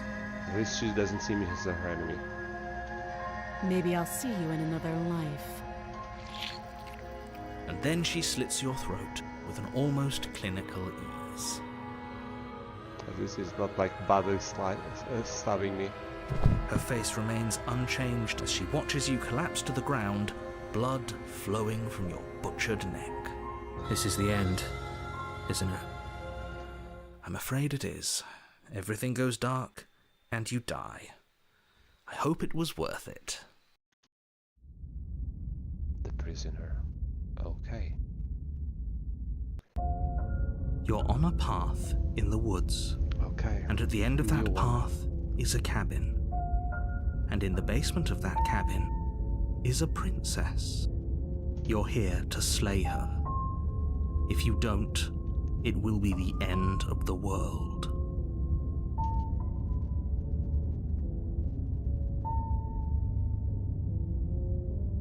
No. I'm wise to your tricks. My tricks? What on earth are you talking about? We've just met for the first time. Don't forget what he did to us the last time around. I wouldn't trust a word out of his mouth. Skeptic, There's yes. got to be a way out of here, for us and for the princess. We just have to keep trying. Okay, skeptic. I have an ally. An ally in there, yes. I'm inclined to agree. If he doesn't remember what happened last time, maybe it's best to keep it that way. You know I can hear you two, right? It's going to be a lot harder than you think to keep secrets from me. And as far as trying to help her goes, need I remind you how catastrophically dangerous she is to the world at large? I told you about the stakes of this situation less than a minute ago. That you did, but I don't believe that you're on my side.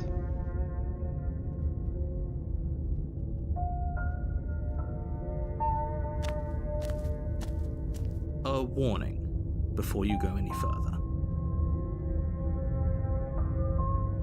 Well, let her speak. She will lie, she will cheat, and she will do everything in her power to stop you from slaying her. Don't believe a word she says. Yes, don't believe a word she says. Just go in, take the knife, and do what you're supposed to. Wink.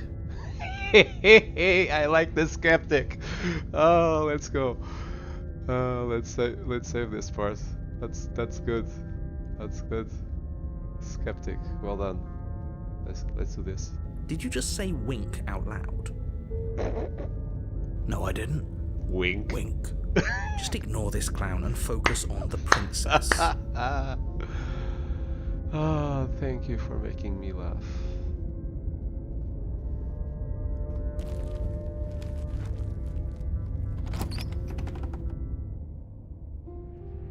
The interior of the cabin is less a cozy woodland retreat and more like a dungeon.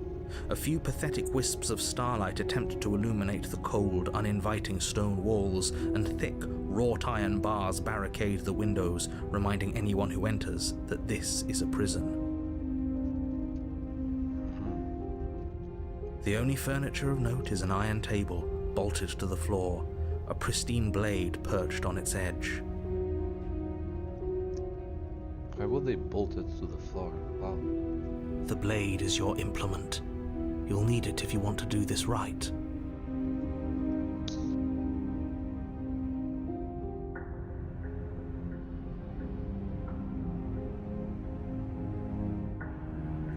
You walk up to the wall next to the basement door. It's a wall. There isn't much to see here. What are you talking about? This isn't a wall. It's a mirror. Or at least it'll be a mirror once we wipe off that layer of grime. You reach forward and rub your hand against the cabin wall.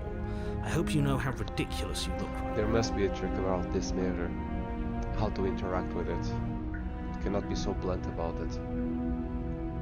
But there was a mirror a second ago, and now it's gone. If he doesn't want us to know about it, it must be important. We should keep our eyes peeled. Maybe it'll be back. Okay.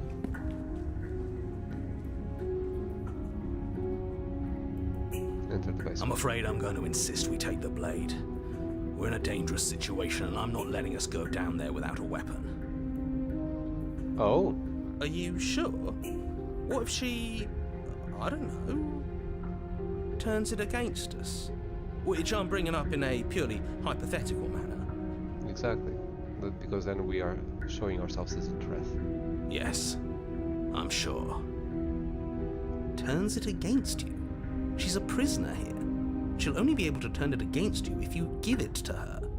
Which you won't be doing because she's an existential threat to the entire world. Okay, I'm trusting you.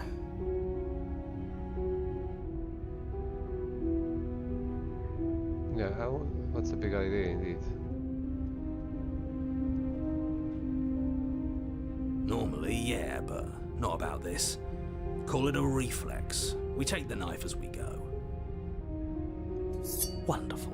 You do exactly that, Okay. sweeping the blade from the table before proceeding to the basement. Okay, so this is the second time. So it's the first time that the voice, apart from the narrator, is forcing me to do something. It's the second time a voice, apart from the narrator, has an influence over my body, because we had the other guy that was very afraid, I forgot his name, that kept us alive. Heart, lungs, liver, something like that. Don't worry about it. We have a knife, so what? It's Heart not like we lungs, have to live, use it. breathe. That will be the paranoid. Yeah, paranoid. Yes, thank you. Coffee crazy, Mr. Eagle.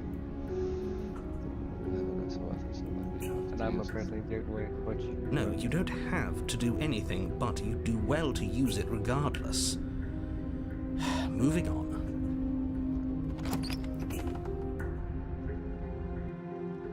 The door to the basement creaks open, revealing an old stone staircase.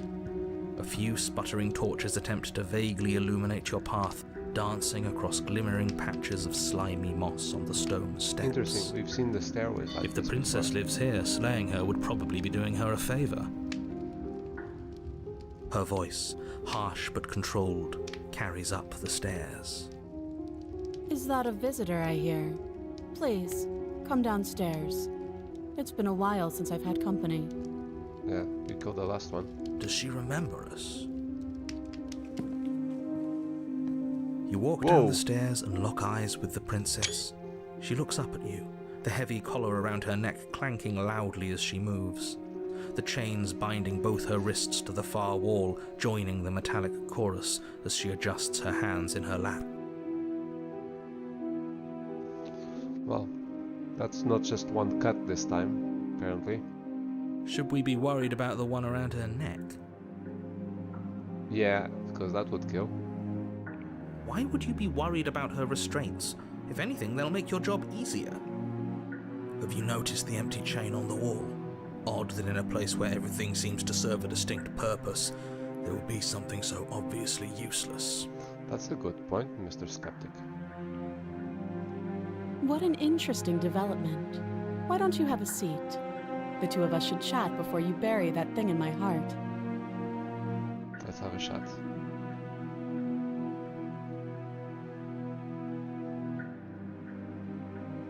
Sit with her. You step towards the princess, but she stops you before you get too close, holding up one shackled hand. Okay. There's fine. I'd prefer we keep some distance until we've sorted this out. Okay, so she's showing that she's not fully trusting me, but she is trying to trust me. That's reasonable. We do have a weapon. Might as well put her at ease. Yes. I'll sit where I was told. I'll respect her. You do as she asks and sit on the floor, still a good distance away from her. Thank you. Now, what are your intentions for me? Straight to the point, like last time. Perfect.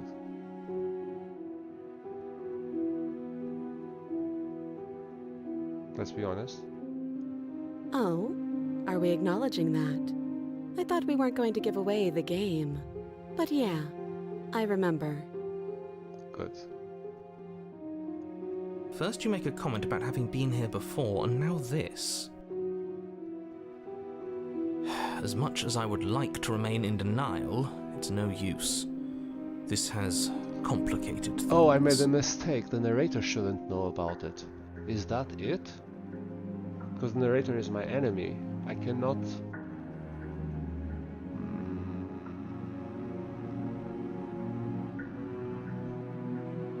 I'm wondering if I should back on the load name.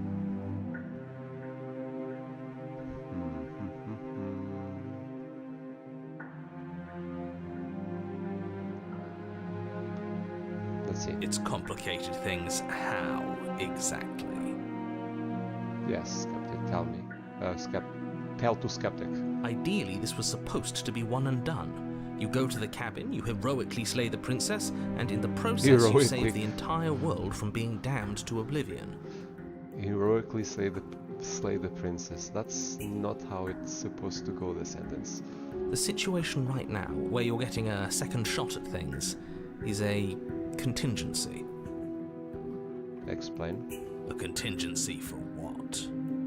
For you failing, obviously. And you being here means that things are going to be a lot harder than they were. I really shouldn't say anything else, I'm just going to make it worse. Just Good luck. If you knew this could happen, why didn't you tell us? All of this is incredibly valuable information. It would have changed our actions considerably. I needed you to be in the dark for as long as I could keep you there. It's important. Necessary, even. And maybe I wanted to be the first version of me that you met. I didn't want to be confronted by the alternative. That's pathetic. I never said I wasn't. I get it. It would be pretty upsetting, wouldn't it? To know that you might not be the first version of yourself. At least we can remember what happened before. Seems like we should count ourselves lucky for that. Exactly, he gets it. You're lucky, so don't waste that luck by messing it up again. Alright? But how would you then, if you're not aware of multiple worlds, how would you be aware that it was a possibility that you were not the first version? Strange. Moving on. Why is it important for us to be ignorant? How is it ever helpful to be in the dark? So maybe it was actually good that I exposed it, because now we're forcing the narrator to explain. The more I say, the more your mind will swim into dangerous waters. Even saying that is too much. Your success hinges on you having imperfect information. For the sake of the entire world, you need to accept that. Hard sell. I won't. Exactly. Just give it a rest. This isn't helping. Focus. This is a serious situation. You shouldn't be daydreaming. She doesn't hear the voices.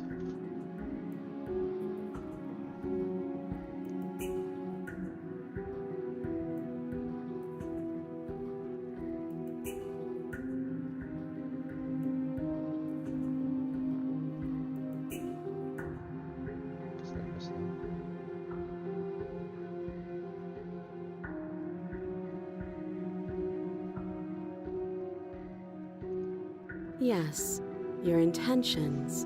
You have a knife. What are you going to do with it? Why are you here? There isn't a keyhole in these shackles, and I don't see any keys in your hands either.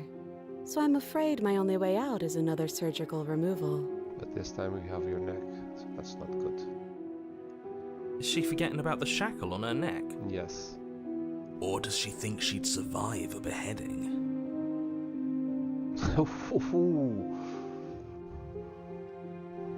That's yeah, we have this idea that even when the creature cannot be killed, as long as it can be beheaded, that's the end of it normally, huh? You're right. Maybe she's delusional. All the more reason not to trust her. Unless she really could survive. Though I suppose you could just be here to kill me. But I don't think that's in either of our best interests.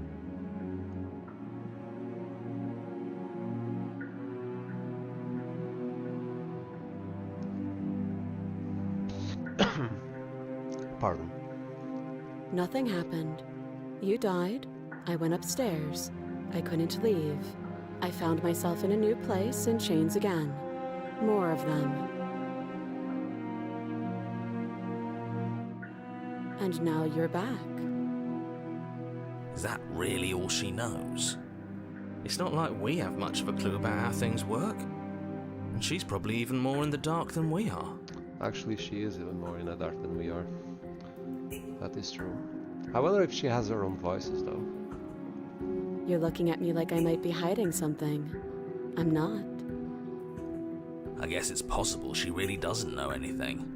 Maybe both of us are stuck in this loop without any idea why or how. I have some idea why. How, I don't.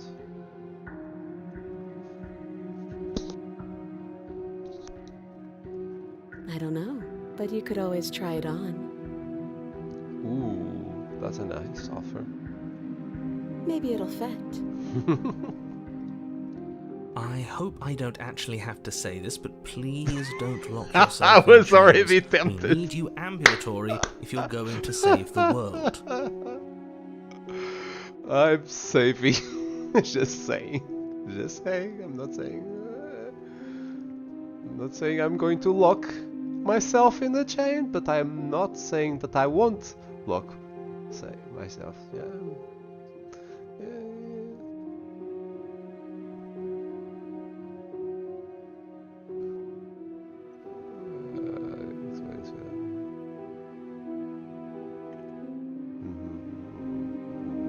I'm still sitting down. If I approach, she might not enjoy it.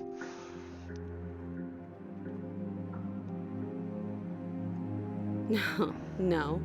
Like I trust you to come any closer with that knife. All you're going to do is hand it to me and watch me work.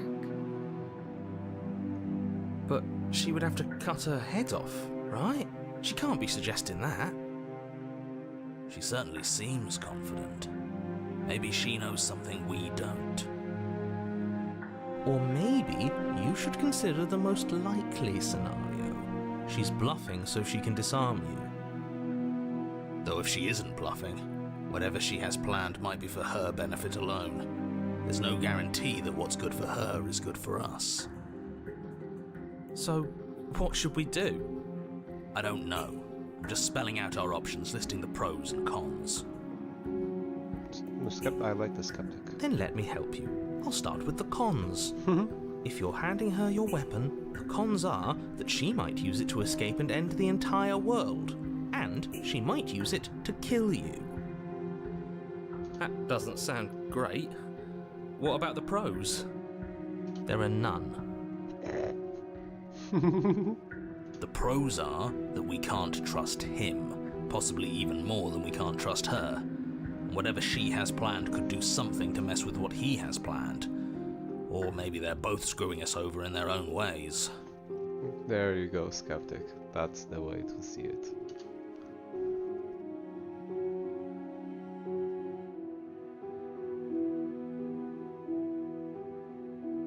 Let's continue to be blunt and honest. I do. So I guess this all comes down to which of us caves first. And it's not going to be me. I'm extremely patient. It's probably better if we take action anyway. No use trying to wait her out. That's playing to her strengths. That's true.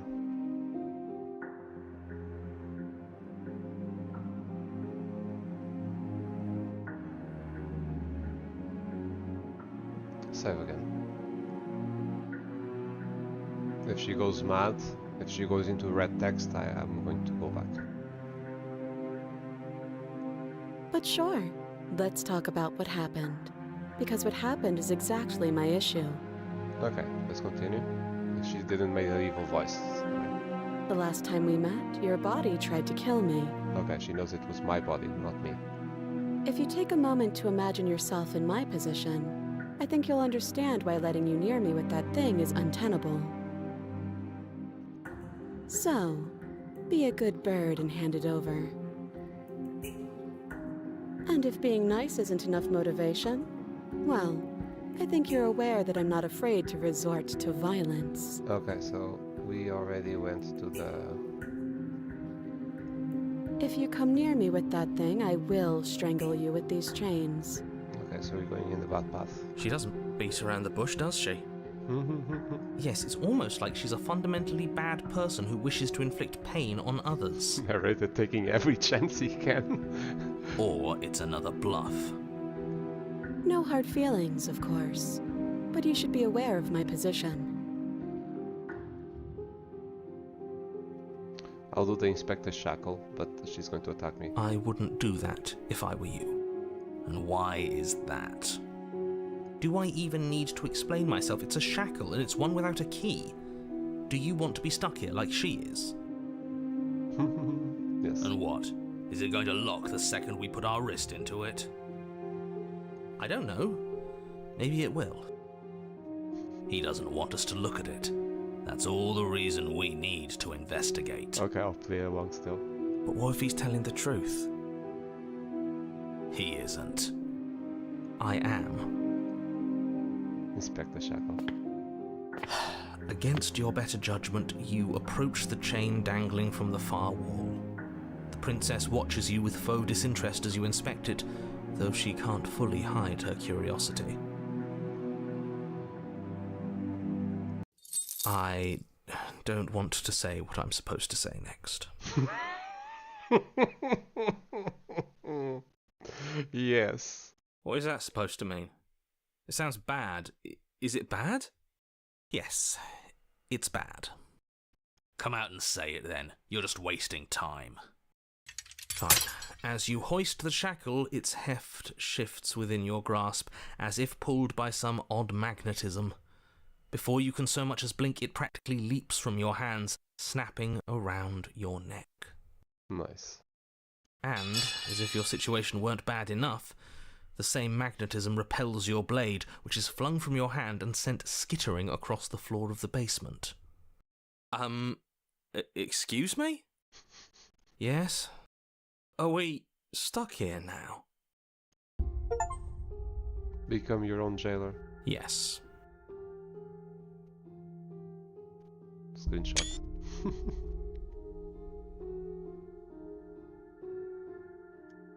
Huh, so it does fit. And I guess it doesn't like your knife. We're stuck here together, aren't we? That's funny. What are we supposed to do now? Can't even cut ourselves out. Guess we'll starve. That's horrible. It's not all bad. We learned a valuable piece of information. Not to touch things we're specifically told not to touch. No, that there's something special about this loose chain. It's clearly important.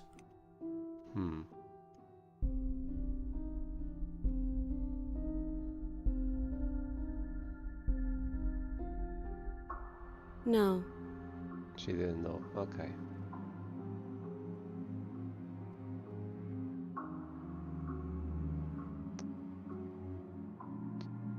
So we're both stuck here? Yep. She's not happy either. I made everybody miserable. Oh, this is excellent. Not one for small talk, are you? Nope. Nope. She probably thinks I'm an idiot right now. That's rude. Well, probably she is right. I am an idiot. Right when I did this. Hey, save the game.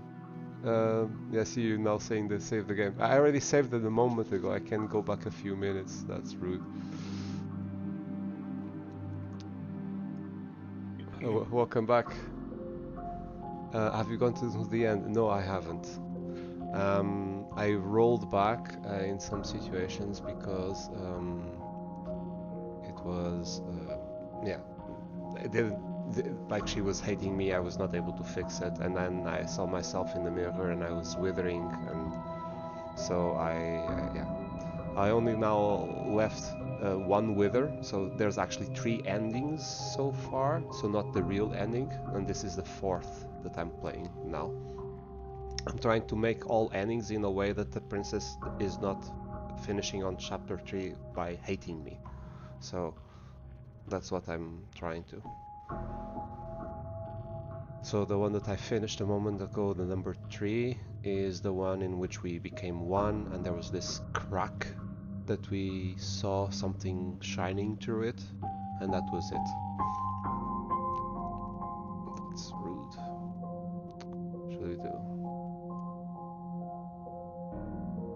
She doesn't reply. Wait in silence. You and the princess wait in silence, though neither of you knows what you're waiting for. But you're waiting for something. You're waiting for anything. This is so boring. There must be something we can do to get out of here. There must be something we're missing. But there isn't. Time passes. It passes and passes and passes. And the basement of the cabin remains much the same. It is cold and silent. At least the world is safe. It's a silver lining. I like that. It isn't. You're stuck. Too far away from both the princess and your blade to do much of anything. But she's not ending anything. She's just sitting there. Her very existence is a threat. It harms everything around it. How exactly does that work? Explain, indeed. Skeptic, you're doing a great job. Go on. It just does. But your line of questioning is interrupted by the passage of even more time. And after that, even more time passes again. The narrator is really dodging the conversation, isn't he? And let me guess, the cabin remains the same. If time is passing, the cabin can't be the same. Even if the differences are small, they have to exist. That's just how things work. Even if it's vegetation growing or mold or whatever.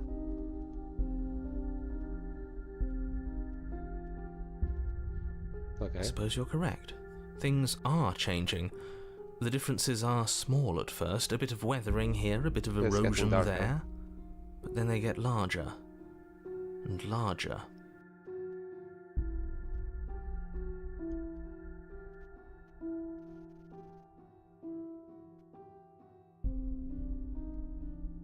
Have you noticed the basement changing? I don't like small talk, remember? Mm-hmm. Still rude.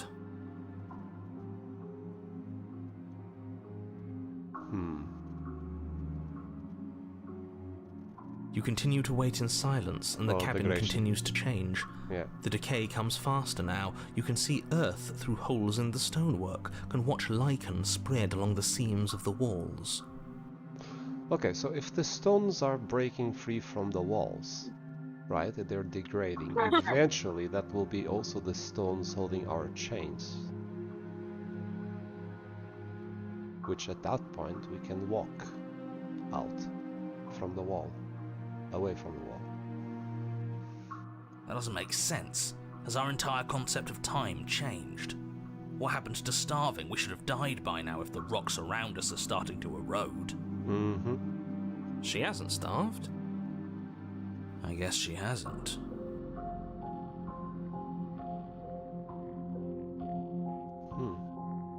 Even more silent time passes as you watch roots push themselves through the increasingly porous walls of the basement. Dirt seeps inside, flowing across the stone floor like a liquid, covering the ground and threatening to swallow you both. Time continues to pass, and pass, and pass. And conveniently, yes, the chains, the wall with the chains has not degraded as much. This is really interesting. Like, you would think that you're pretty much done in there, but in this game, who created this, the people that wrote this, they went the extra mile of much more than what a normal gamer would expect, so this is actually pretty cool. Until suddenly, there are no walls. And then... And the voice fades away. And? I think he's gone. And we finished. Would you look at that? We made it out of the cabin, and nothing bad had to happen to either of us. Huh. So this is the outside world. It's cold. Okay, I'll accept this ending.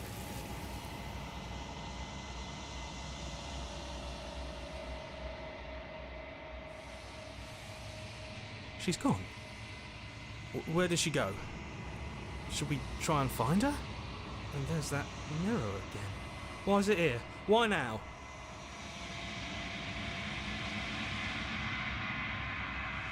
But it feels so bad. Like looking into it right now is going to be the end of everything. You're right. Part of me wants the truth, but something stronger is holding me back. Fear.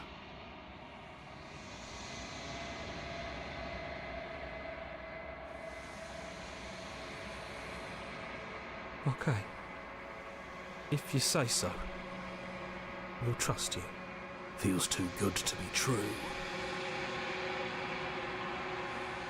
I hope I got withered and growth. It's not growth because we didn't end in good terms. We didn't end in bad terms. I fear it's going to be withered.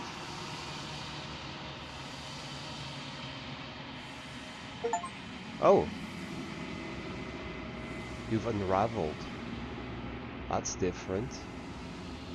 So there is a third middle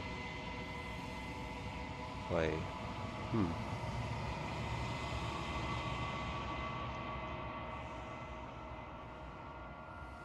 Long quiet once again. Proceed.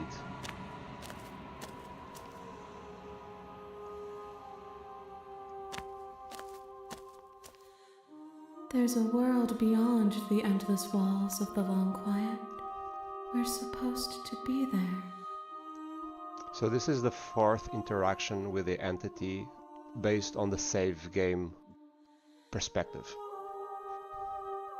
Because, like I said, there was some that I didn't like how it ended. I interacted with the entity, but I then loaded back a save game, going back. Do you know what we'll find out there?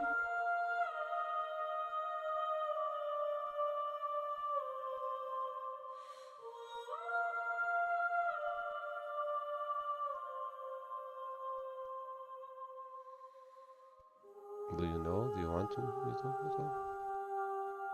Trees and stars, and there are people, I think. At least there are supposed to be people. Okay, so you're starting to care. That they're real? We're real? Yeah.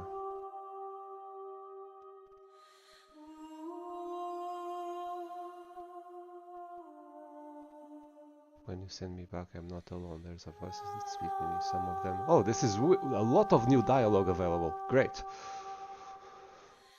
Some of them are me, but one of them is something else. I call him the narrator, and he wants me to kill you. Do you have a narrator? Have the vessels had one? I was wondering this. No, their thoughts are quiet. Do you think your narrator lives in the spaces beyond? I think he does. I've seen it already.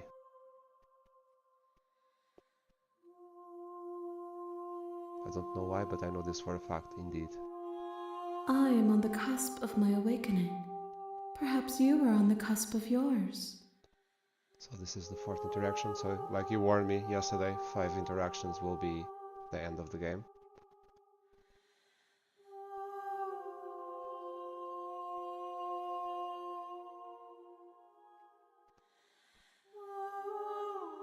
There is a warmth and sadness in me at the thought of people.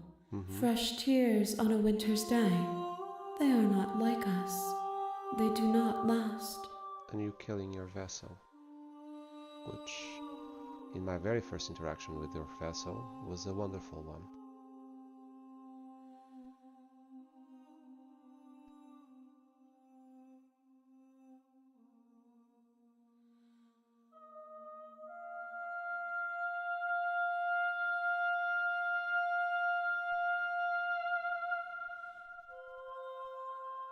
No. Not going to kill, not going to stop. I'm going to see this through.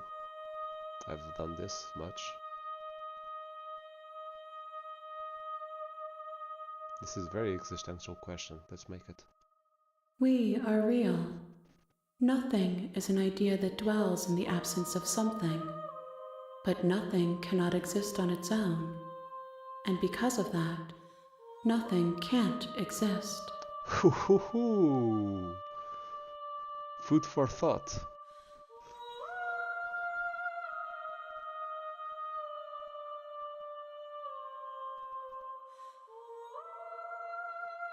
It's like the two sides of a coin, right?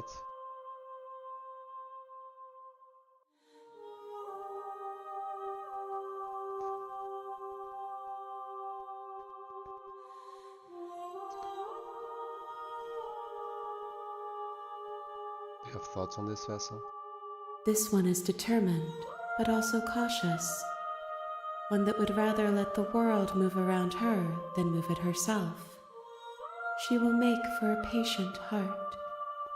The previous was a curious heart, or cautious heart, actually. And now it's a patient heart, so that's good. Do not mourn her. She is exactly where she needs to be. I love how the detail is that the hands are squeezing the mouth to make it speak. but we don't see her eyes anymore, ever. I already know the answer is going to be 1. Do you know what's going to happen when you awaken?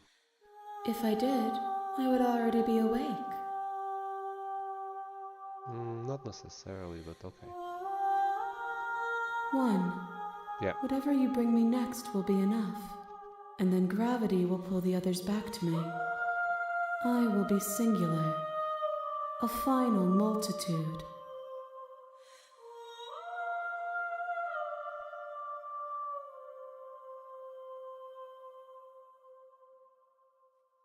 These gifts are a conversation, and each one shows me the contours of your heart. The only thing I want to see is what you choose for me when the thread is fully drawn. Interesting.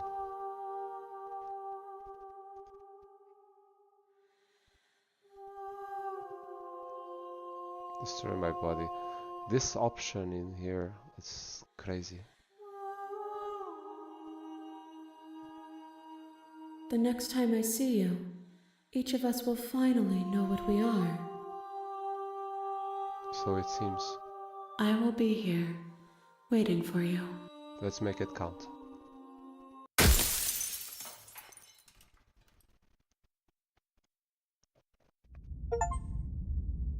So, Stanislaw, sorry You're if on a I path said in it the wrong. woods, and at the end of that path is a cabin. And in the basement of that cabin is a princess. Okay, so I was going to say, you said to save the game. Do you disagree with this ending? Was this the bad ending? Next time in the end, it's the end. Yeah, okay. So that will be my first true ending of the game, indeed. I'm curious. I'm very curious. It's going to be a epiphany or like a... You suggest seeing some alternative paths before I do so. Okay, so I'm going to save this as number 9 in here. Let's go back before I chain myself. Let's go to the load. Let's do this. Well, what I want is that none of the endings, of the 5 endings, is where she is absolutely hating me, right? So I already had 2 where she was in love with me. I had 1 in which she ate me, but then by the 3rd chapter we were one entity and working together. We had serenity and peace, so it was peaceful in the end, the relationship between me and her. And now we had this one, which was also kind of serene and no... Like, she probably was thinking I was an idiot. Let's be honest, because I was. Yep. But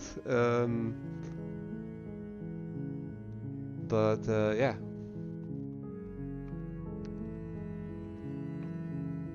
But if there's anything better, that like ideally I want to always that we are always at our best selves, like beyond avoiding hating each other would be the next step, would be that we are always in love with each other by the end of all 5 times, but I don't know if the game allows for that. I've slayed her because I was forced to.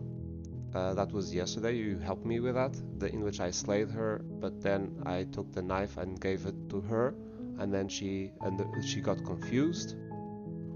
Why did I allow her to kill me? And then by the 3rd one, because she killed me on the 2nd chapter, and then she started realizing it and started crying about it, and then by chapter 3, but like properly, like going all... Okay, no. I never started by wanting to slay her. I think that only happened when I was forced into it. If I had an option not to slay her, I always took that option.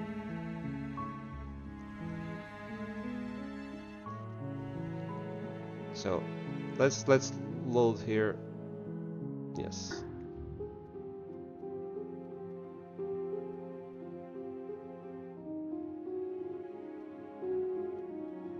I'm going to give her the knife. I'm trusting her in here. Let's see. Slide it over. No, absolutely not. I am not letting you hand your only weapon over to the world-ending princess. Until you come up with any other idea, like, say, I don't know, doing your job and slaying her, you remain rigidly in place. You tried this last time. Do you want to know how it went for you? Oh, I remember. She killed us, which, by your estimation, ended the world, right? Oh, worry. Tried to take over, buddy.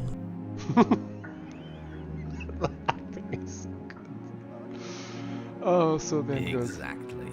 If I were you, I wouldn't be too keen on repeating your mistake. Hell, we could even force your hand and do it ourselves. I'm not afraid of dying again. Are you? A little. A little. A bit of honesty, doesn't hurt. I think you got your point across. Fine. You slide the blade across the floor. The princess maintains unsettling eye contact as she reaches down to pick it up. Thanks. She pulls up her head, No. smiling slightly as she raises the blade to her throat. No way. What is she doing? She doesn't say another word as she cuts into her own neck. Oh, my mouth is open. No.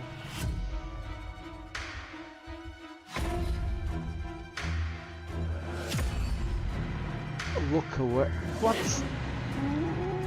Okay.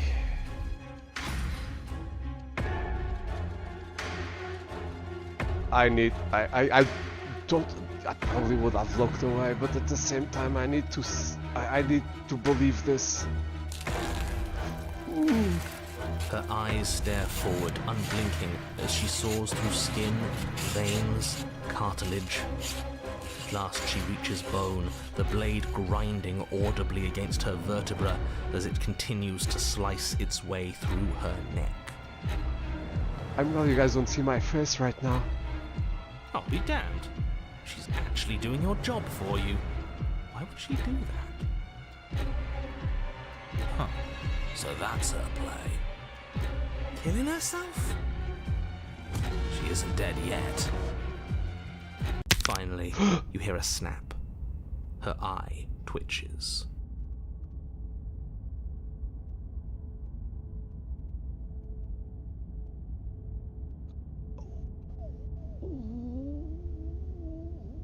Okay. Like if I needed to watch because I need the information. I need to figure what's going on. And if I'm not looking, I'm missing a lot of information. That crack really got to me. I'm using headphones, so... There's an uneasy silence. She remains motionless for a long moment, her twitching eye the only movement in the room, until at last it stops twitching in as an well. unsettling half-wink. Holy smokes. Oh man. Her head twists slowly to the side, no, flopping to no. her shoulder, and her neck opens. Oh my gosh. Seriously.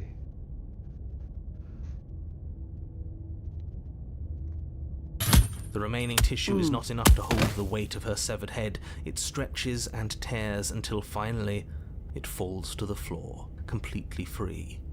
It bounces a few times before rolling to a stop at your feet. I like you, but you're freaking me out. Dang it. Oh no, oh no, oh no, what did we do? Can we put it back? Please tell me we can put it back. That's what I'm thinking. I'm supposed, or she's going to have her own, because she didn't cut her arms first, because that would be worse. The thing is, the first time she cut her arm, or I helped her cut her arm, the arm didn't grow back. She didn't grab the arm and reattach it to herself. So why would I think that she can reattach her head? I didn't see the hand move either before, after it was cut on the chapter 1. So, damn it. The princess's eyes stare up at you, dead. Congratulations! You saved the world. Huh. So I guess that's it. What a way to go. But she is gone, isn't she? I hate this. Can we just get out of here now, please? No, this is not over. Of course, the princess is slain and the world is saved. Whenever you're ready, you can proceed to your reward. Reward? Yeah, I never asked for if there was a reward because that was just not in my radar. I did radar. That was not into my character, into my personality. Now hold on, she's dead. So what's the rush? What's your angle? I don't have an angle. I'm just looking forward to putting all this behind us. I'm sure you can understand that. Look, I'm just not ready to put my guard down. It's best to keep sharp. She wouldn't have done all that without some kind of a reason. She's left us with this dangling thread, and I need to know why. Thank you, Skeptic. I really like the Skeptic. You're just wasting your energy. The danger has passed, and now we can all relax and enjoy your reward.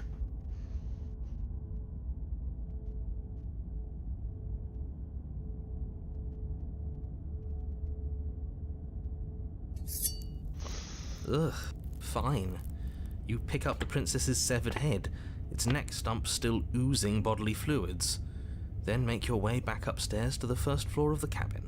I was more thinking of trying to put the head back in place to see if it would try to reattach itself, but yeah, sure. Did you see that? It twitched. I could have sworn she moved. She did twitch her eye. She didn't. She's dead. But what if she's not? Are you listening to yourself? Do I need to explain to you why decapitation is lethal? The door to your bountiful reward is right in front of you. All you have to do is open it. I don't think this is a good ending. If the princess is dead, it's not a good ending in my perspective.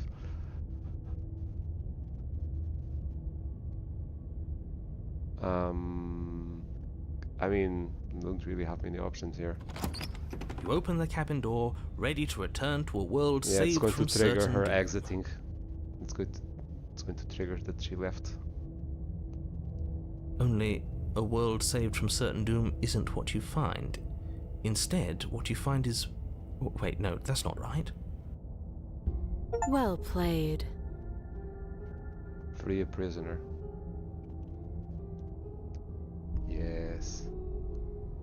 This is the end of the world, isn't it? I always thought I'd at least have time to explain myself. I fooled the narrator. It's already... And he's gone.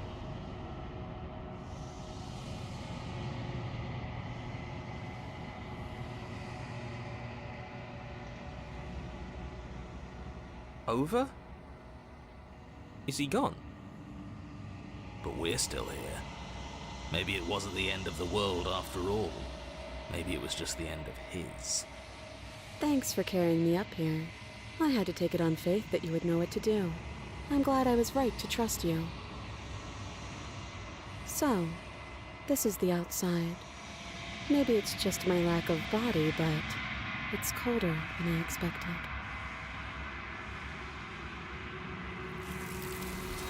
And taken.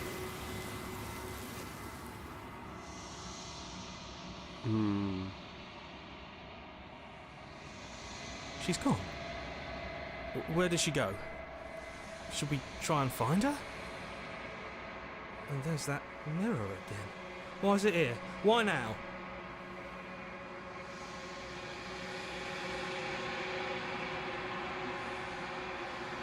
I need to quiet them But it always. feels so bad.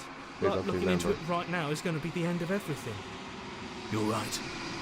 Part of me wants the truth, but something stronger is holding me back. They're helpful, and the fact that I remember, I could just say nothing, or be evil to them in some way, but no. I should always be nice to them, even if I've been here before and I don't remember. Not taking the head gives me the good ending. Okay. Okay, let me see here.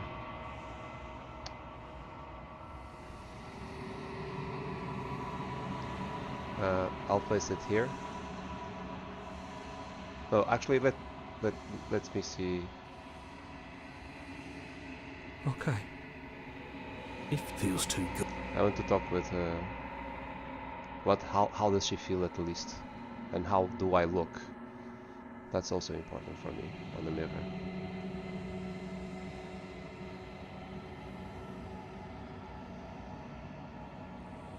Yeah, unraveled as well. So I guess it's based on the first chapter, the connection to first to second chapter that makes me, or maybe just multiple endings on the third chapter that do it. Okay, anyway, proceed to the cabin. Approach her.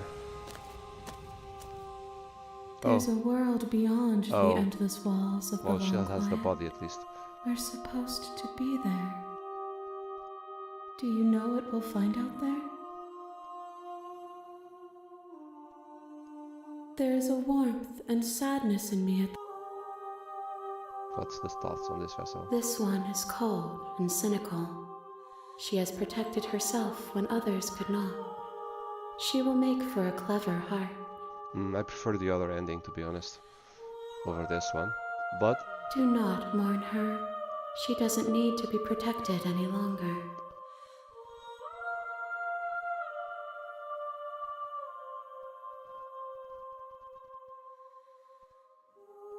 do you have a narrator? This is that one. I already made this one. No. Yeah. So, do you think? Yes, I'm going to kill him. Ooh. Yes. Do not look to one who fears me for your truth. The only answers worth knowing are those we can find within ourselves. Nah, I disagree in there.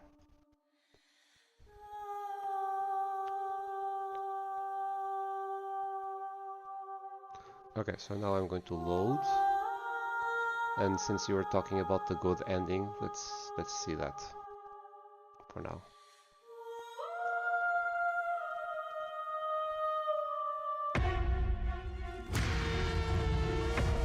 Look away. You close your eyes. That doesn't stop you from hearing every grisly detail. The splitting of skin, the wet mulching of severed veins, the grinding of metal against bone. At least they didn't want the sound effects while you were saying that. I'll be damned. She's actually doing your job for you. Why would she do that? Huh. So that's her play. Killing herself? We don't know that she's dead yet. We're not even watching it happen. She could just be faking those sounds. Oh, now we hear it. And then, finally, you hear a snap that sound. and an uneasy silence. Why is it so well done, that sound? There is a slow and fleshy tear. Hard to fake that. Oh, I think in darkness it's even worse. This is worse than watching. It is exactly what I was saying. And yet our eyes are still closed. Finally, there's the soft thud of something roughly head-sized bouncing against the floor, and the clattering of chains as they drop along with it. I think you can open your eyes now. Crap. Oh no, oh no, oh no, what did we do? Can we put it back? Please tell me we can put it back. The princess's eyes stare up at you. Dead. Congratulations! You saved the world. Huh. So I guess that's it. What a way to go. But she is gone, isn't she? I hate this. Can we just get out of here now, please? Just trust the narrator 100%. Of course, the princess is Okay. slain and the world is saved. I will do Whenever it as you're a ready, separate you can save then. proceed Not, to your reward. not keeping it on my 5 count, but yeah, just for the sake of it. Now hold on, she's dead. I don't have an Look, I'm just not ready to put my guard down. You're just wasting your energy. Give the placement and claim your rewards. Fine. But if we're leaving, then we're taking the blade. I feel exposed without it. With your work done, you remove the blade from the princess's corpse and make your way back upstairs, closing the door to the basement behind you. You can think of it as sealing yourself off from an unpleasant chapter of your life. It's all uphill from here.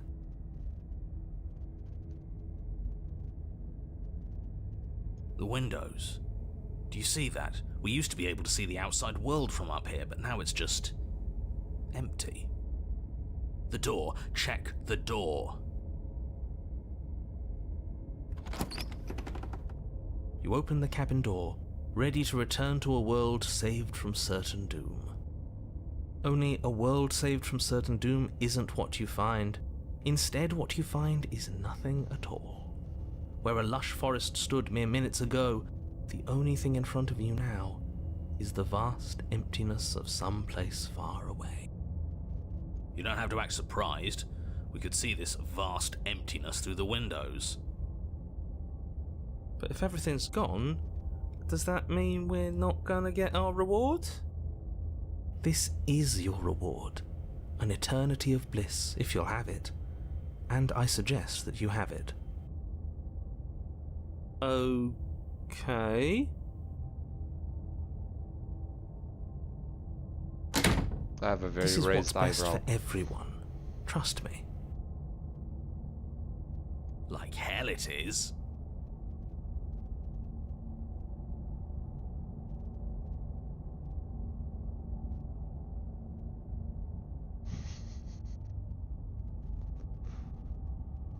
Yeah. This isn't an ending. In fact, now that the princess has been slain, endings are a thing of the past. No, this is the beginning of eternity. Your reward, like I just told you. Time passes. You can't be sure if it's days, or months, or years, or even decades. It's all a wonderful, boring blur. You've never been happier.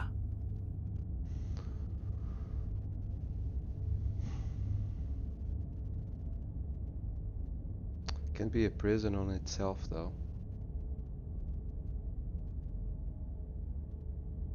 Could be a bliss. Could be the opposite of that. Decades? No, it can't be decades. We can't go along with this. We can't let him win. I guess the narrator stays happy by me being eternally trapped somewhere on this realm. Just be happy. You're happy. That's what it says. Like, interesting answers in here. I'm happy. We are happy. But we're not happy. He's just telling us that we are. I can tell you for a fact that I'm extremely unhappy right now. Okay. Yeah, what he said.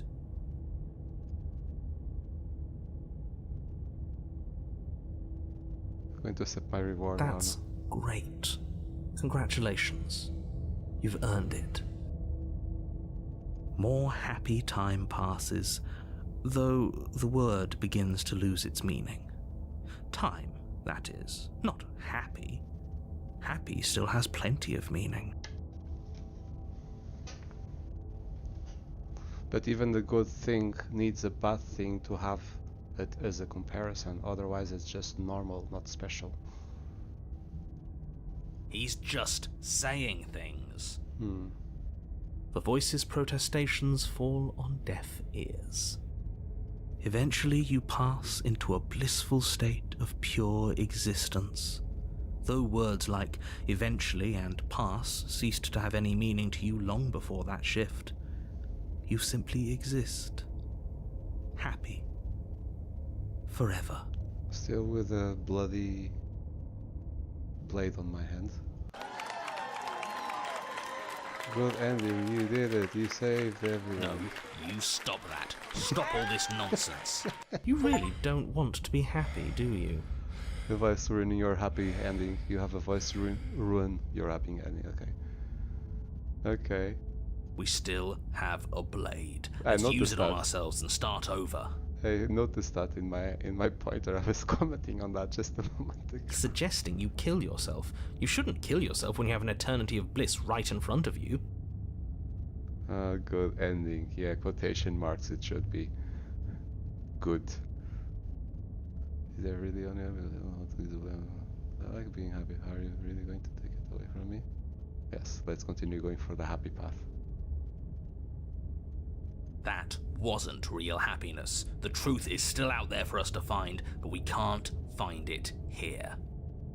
That's why the narrator was happy that I would stay here forever. Because that means I don't go into his realm.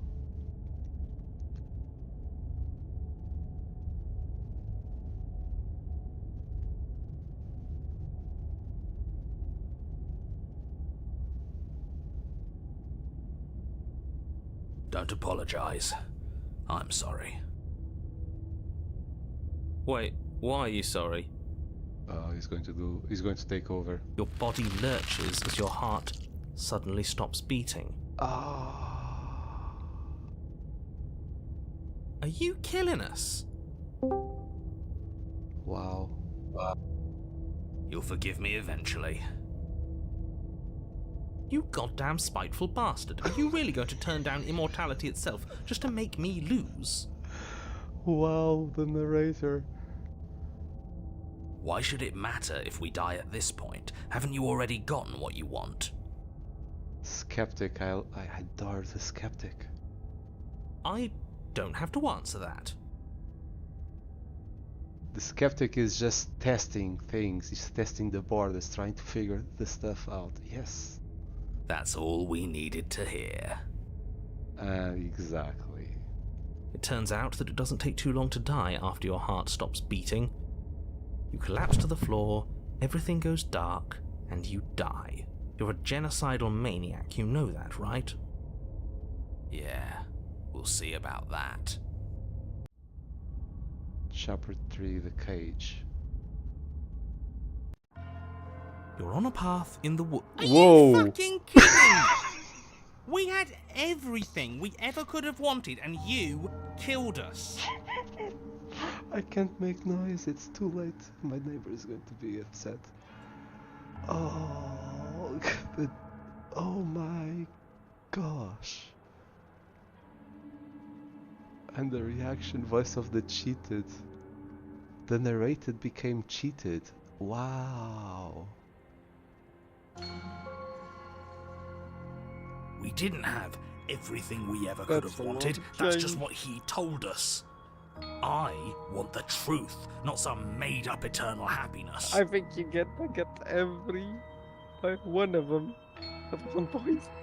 Oh my. But it was nice. Who gives a shit about truth? This one is full of this one is holding nothing back. I do. He said we were happy, but what does happiness like that even mean? It was just another prison. Yes, it was. I agree with the skeptic. And this isn't. There are chains everywhere. That just means we're on the right track, you numbskull. That we're finally starting to see reality for what it is. Can you two stop fighting? It's not very productive. No, it isn't, is it? So let's focus up. Wait, the cheated? You've clearly already Okay. been here before, and judging by how deranged you all are, you've already been here more than once. I'll spare you my full introduction, but I would like to remind you that the people in my world are living, breathing, suffering entities. Not pawns for you to sacrifice in pursuit of some vague truth. Well, if you would be straightforward to us, we wouldn't have to be going this far, would we? Should we talk about how we still have the blade? We never started with the blade. Oh yeah, we have a blade on our hand. Very valid point. I didn't notice this time. The happiness fight forever. Are you sure we even need to slay her if she get her have to this last time? Should I still go for the happiness?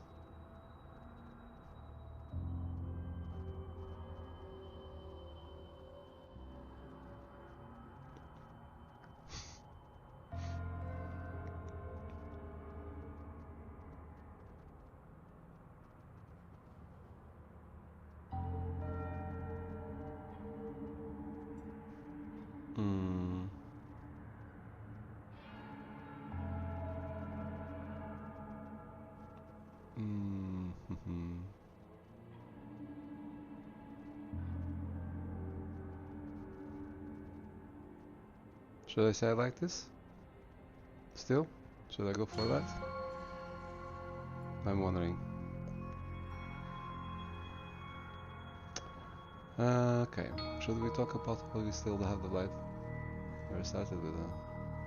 Huh. I hadn't actually noticed. Holding it's starting to feel natural, isn't it? It doesn't matter if we spawn with it or have to trudge all the way up to the cabin to get it. It's not even a blade, really. It's just a dinky little knife. The real threat here can kill us without it anyway.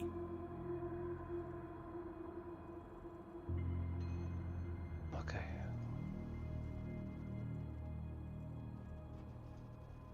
Oh yeah, I already rolled back one of the saves in which I was like... Ah no, that's the one that we ended up together. Yeah. And then that ended up being okay. I kept that save going. Okay.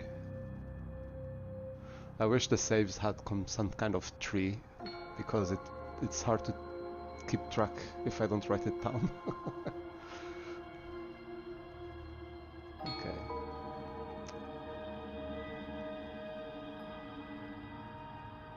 I didn't kill us without reason. Well, you still killed us. This is strange. You're not supposed to start with the blade. It says right here that you're supposed to find it at the cabin. Oh well, I suppose that doesn't make much sense anyway. It's better if you start with a weapon, so this is probably for the best.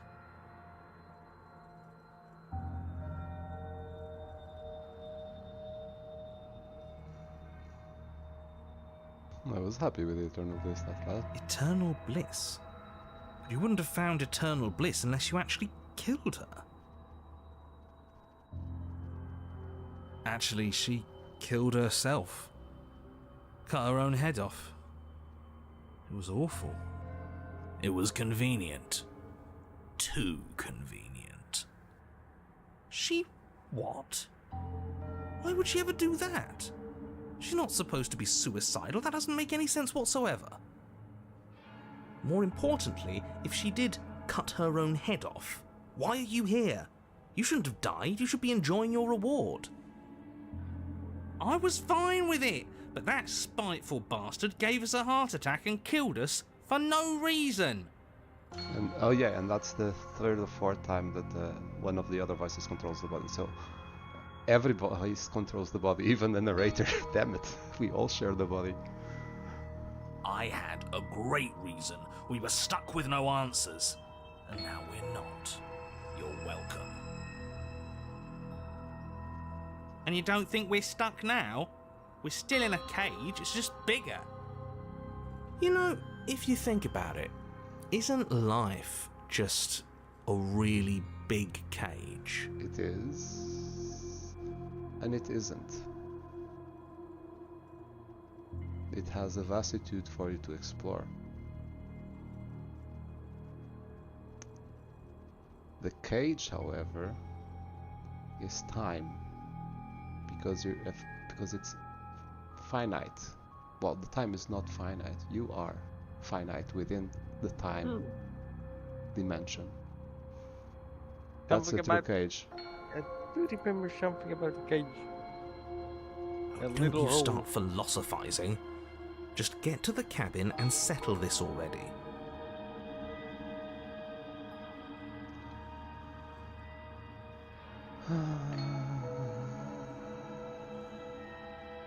Okay, let's follow the narrator now, all the way. But I already saved, so... You stand at the edge of a cliff. An abyss yawns beneath you, empty and endless. The only path forward, a rusted metal bridge. The cabin looms on its far side. I think you already know what waits for you within.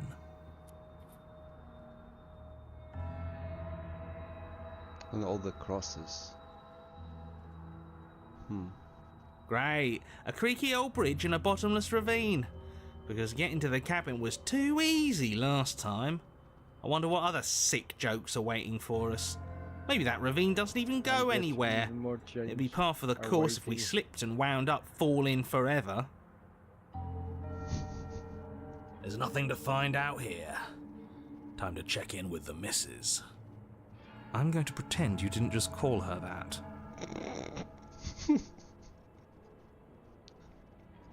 Misses.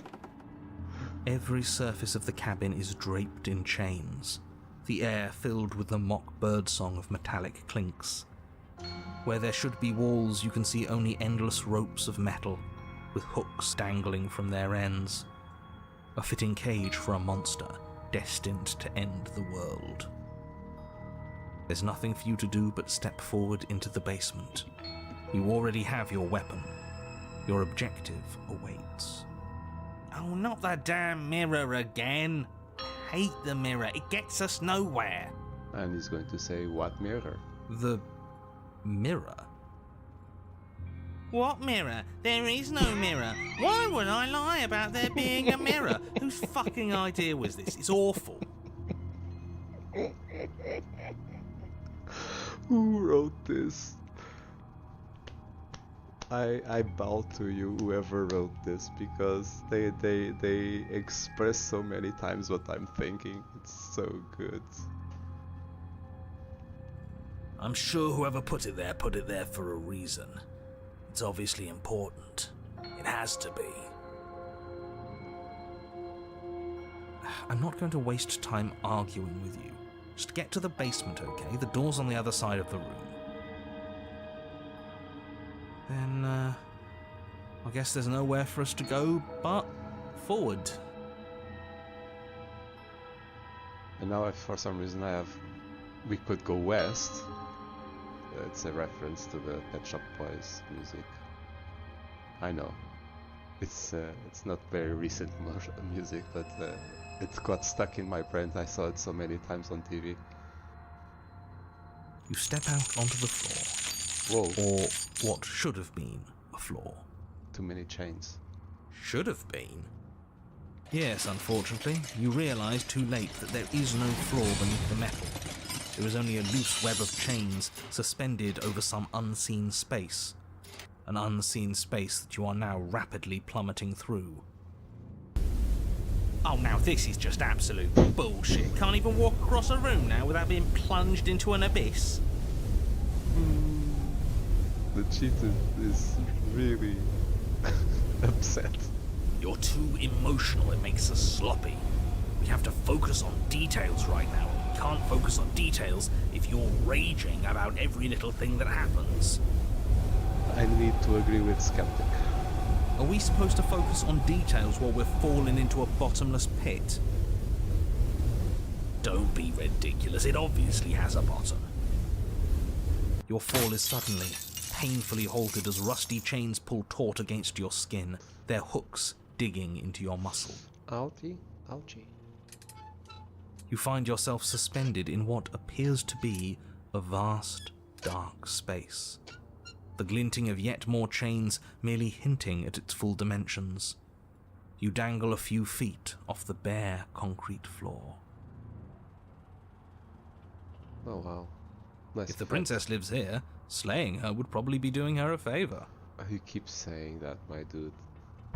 As your eyes adjust to your new surroundings, you make out a figure standing in the gloom, obscured in shadow. She watches you with the stillness of the grave. Easy now. We don't know what sort of situation we're dealing with. We should let her make the first move. Let observation give us an advantage. And the head is missing, so how is she going to speak?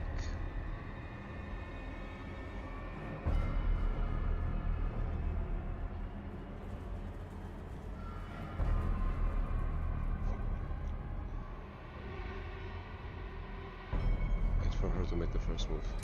The princess there it takes a is. slow step forward. As she does so, the heavy chains shift, tightening and tearing at your flesh, your joints screaming in agony as the rusted hooks dig deeper. Stars dance in your eyes as the chain wrapped around your neck threatens to choke you. Well, until now, on this route, because I didn't take her head, which was obviously what she wanted me to do, she thought, okay, I'm glad I trusted you. Now she's upset at me right now because she thinks I'm dumb because she did all of that and I left her behind.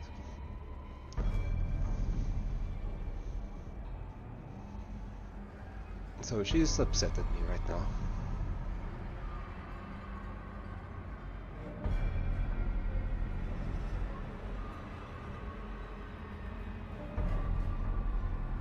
Every time you take the blade, you give it to her, then you die. Yes. That's true. Even if it's not she killing me, I give her the blade and then I die. But I've not been caring about my life, because I revive. So my main objective is to make sure, because I know this vessel, as the entity calls it, which is not a vessel from my character's perspective, as it was established on the very first run.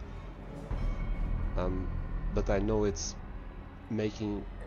defining the characteristics of the entity, and I want the defining characteristics of the entity to be more focused on positive emotions than negative ones.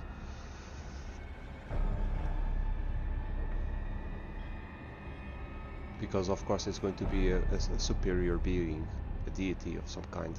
So I want a deity of good, not a deity of war and darkness.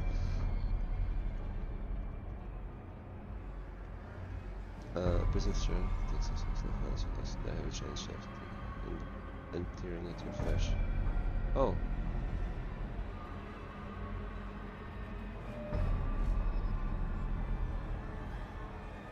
She needs to stop walking because it seems that the chains are moving based on her movement. As your vision comes back into focus, your eyes fall on the body of the princess, finally emerged from the shadows. The body of the princess is a weird way to describe a person. Okay, Eagle, good night, sleep well. It's only accurate. The form in front of you is a body, draped in raiments of chains, her head dragging along behind her in an iron cage. Full of locks. The head stares up at you but says nothing, and the chains squeeze ever tighter. Oh, we're being strangled already? You haven't given us a chance to do a damn thing! What's the point of any of this if we don't even get to make a single choice? I'm not here to give you chances, I'm here to set the stage and to dictate to you what happens. I can advise you on the correct course of action, but there are limits to my direct involvement. The choices, if that's what you like to call them, have always been yours. That's an absolute lie. Both of those things. Limits to my direct involvement. You have forced me. A riddle while we're dying, isn't that just like you? Now to figure out what exactly you mean by choices. Oh, for the love of stop thinking and do something!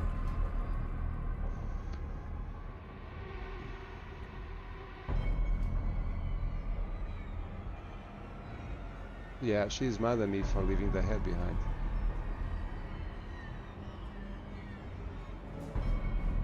What is your problem? I want to try to help you. What makes you think I have a problem with you? Because I'm a head in a cage? Don't be silly. That's what I've always been. It's not like you're any different. The body takes another step towards you, the chains around you tightening, the hooks boring deeper into your flesh. They constrict dangerously around your throat. You find it harder to breathe. Can you stop walking towards me? I mean, she was able to ask that from me. I should be able to ask that from her. I don't think she's happy you're here. But what do I know? I'm just a set of eyes and ears. I don't make choices. At least not any that matter. Oh, okay, so the head now is behaving apart from the body? They have different emotions? Huh. Oh, well, isn't that just convenient? It makes sense to me. She's a severed head. What control could she possibly have over her body? There's no connections, no nerves. So bodies can work on their own. And the body is the one with the emotions? Shouldn't be the brain? You know, I wouldn't mind that, actually. Maybe when the chain pops our useless head off, we'll get to run around without it. This was all doomed from the start, wasn't it?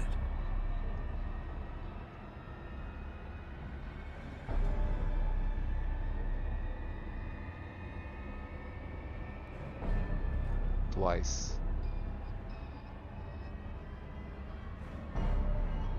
Yeah. That's what I used to think. But time alone has taught me the truth. I'm not my body. I'm just the thing that watches it. There's so much pain that comes from tricking yourself into thinking you have a choice. But none of us have choices. And knowing that has made me feel so... free.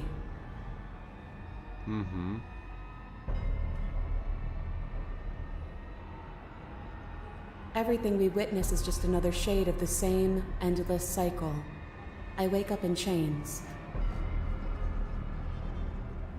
The body steps forward. Your bindings tighten again. I need to ask this. Have you been involved on the production of the game? You have a very deep understanding of the game and knowledge of the game. I'm wondering if you were involved in the development of it.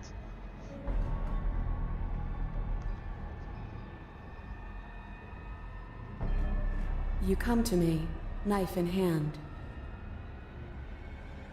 The body steps forward. The pressure on your limbs is becoming unbearable. You give me your implement. The pressure is finally too much. Your fist unfolds as your joints swell with trapped blood, and your pristine blade tumbles helplessly to the ground. I cut myself free. Oof, you're going to suggest for me to do the same. Well, at least she gets it. This whole damn thing's a pile of flaming bullshit, and there's nothing we can do to put it out. She did this going.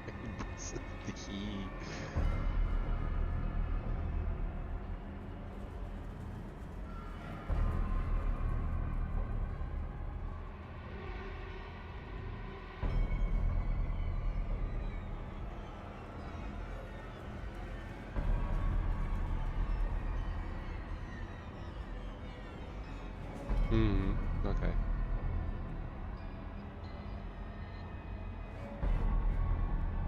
Yeah, she wanted, of course. Yeah. We're both going to die. And dying won't stop us from doing this again. And again. And again. Let's not start from scratch. It would be so much easier if you just gave in with me. She steps forward yet again, and the chains dig into you, your nerves screaming, your heart pounding, your lungs desperate for air. I don't think we can hold on to you much longer. Like I said, the girl's right. This whole thing is rigged. This is all getting so predictable, isn't it? Pop. Pop. Ah.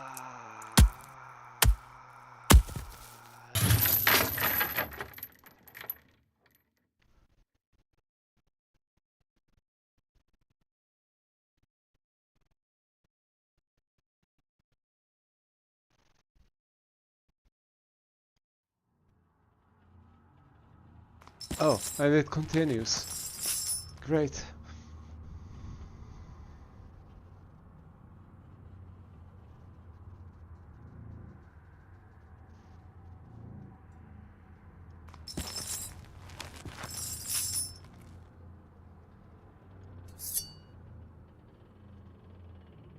What?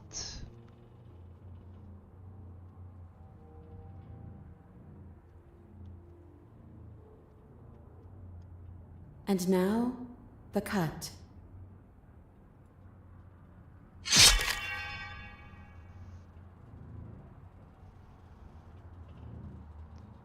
So, how? We died the other times, but now we have the same powers as her?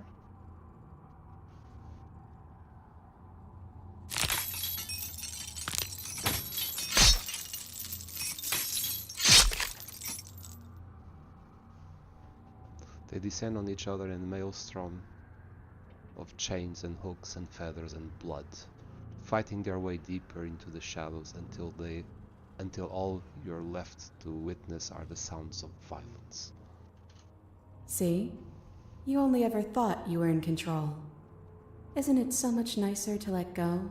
But this is not the way it should happen between us.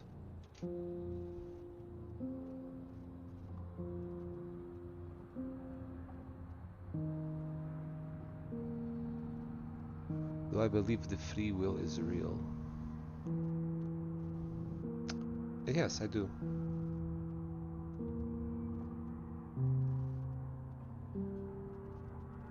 I understand and know of all, well, not all, but I understand and I've heard some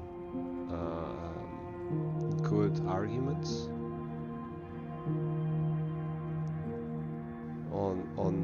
on the thing that we are conditioned, and this is very much true. We are always conditioned.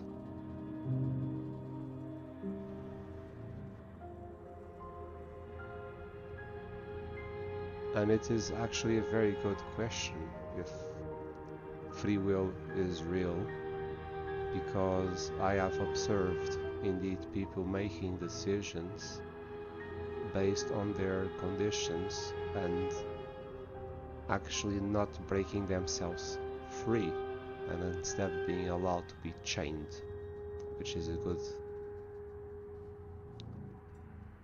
analogy that they're making in here with the chains as well.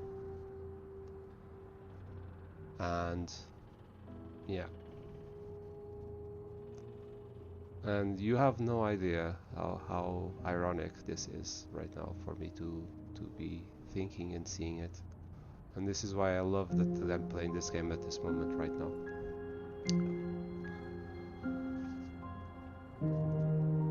I didn't let go, you ripped my head off.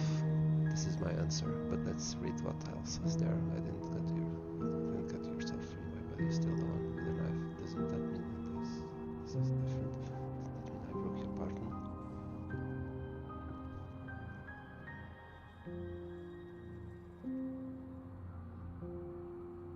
This isn't nice, I must have heard that. I guess this isn't so bad. Why? I didn't let go, you ripped my head off.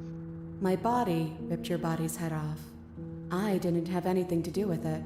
Fair enough. You get it. It's not like you're responsible for what your body is doing to mine now. You and I just watch, like we've been doing since the beginning. But I have made decisions.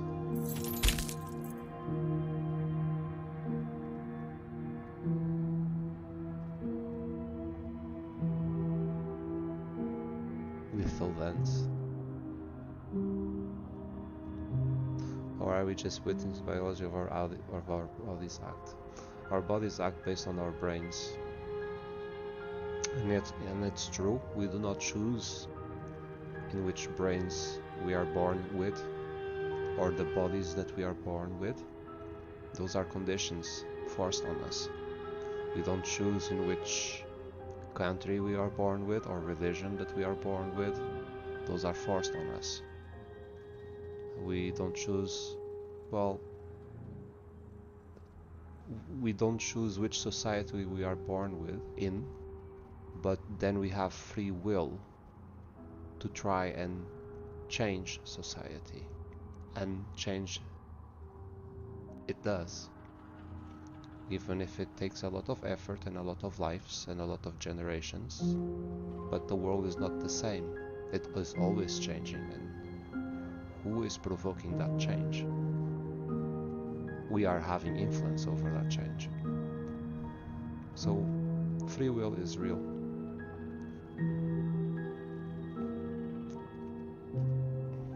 I could go deeper, but we're playing a video game. It's a good game. It's yeah, and I appreciate it, because having a conversation with a chat like this, it allows to have this interaction, exploring the game, debating the game. It makes it even more pleasant. So thank you on that by challenging. Look at us go. Aren't we beautiful? Well, beautiful dancing, but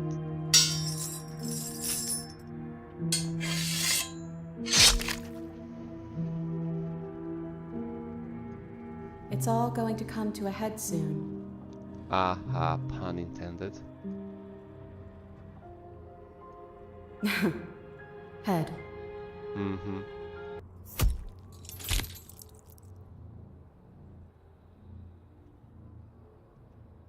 Slinch shatters spine and blade pierces heart. So my spine is broken and her heart is stabbed. I guess I'll see you next time.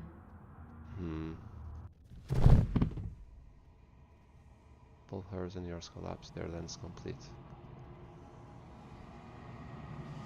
Blood drips and she coughs. It's cold. But that's always been us, hasn't it?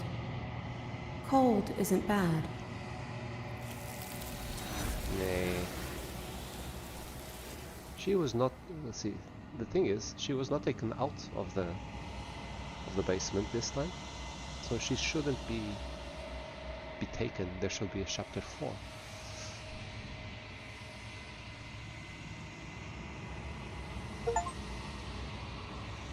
No exit. Remain stuck between the... yeah.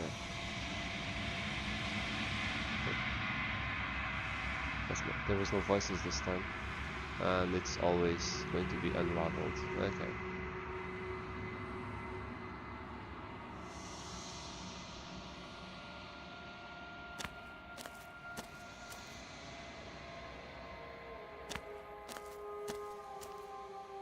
There's a world beyond the endless walls of the long quiet. Do you know it will...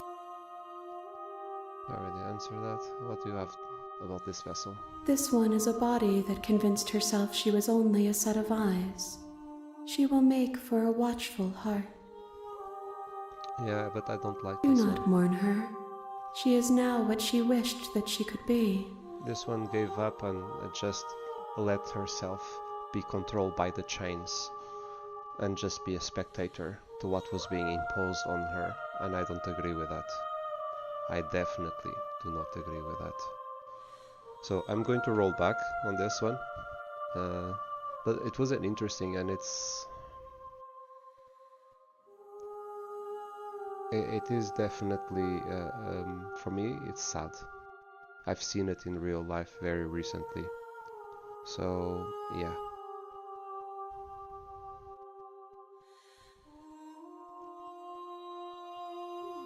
So in here I'm going to load again. I want to see if I could interact with her in a different way. It doesn't matter if we those where chains.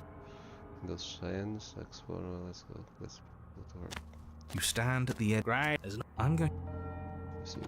Every there's nothing. Oh no. The What? I'm sure. And then Mirror. should have. Yes, unfortunately. Oh, now Dick, you're Always don't be. Your fall is suddenly, painfully halt. You find yourself suspended in what appears to be a vast, dark space. The glinting of yet more chains merely hinting at its full dimensions. You dangle a few feet off the bare concrete floor. If the princess lives here, slaying her would probably be doing her a favor. As your eyes adjust to your new surroundings, you make out a figure standing in the gloom, obscured in shadow. Easy now. We don't know what sort of situation we're dealing with.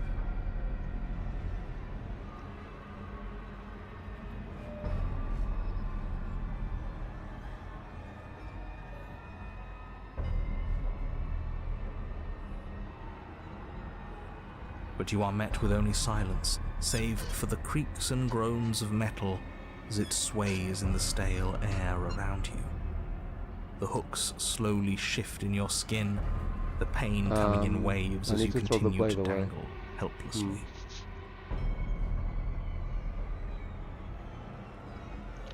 In that situation... Lols. It doesn't matter. I didn't. Well, yes, this is... Toss our weapon into the woods. I'm not taking the blade again. Are you serious? The blade is your implement. You're going to need it if you want to do things right. You know what? Yeah, screw this. We won't play along with any of you. You're all being ridiculous. Why would we disarm ourselves at a time like this? Don't you dare. True. Are you even listening to me? Does my opinion count for nothing? We're never getting out of here if you don't listen. I'm intervening. We're not tossing the blade. You're not the only one that controls this body.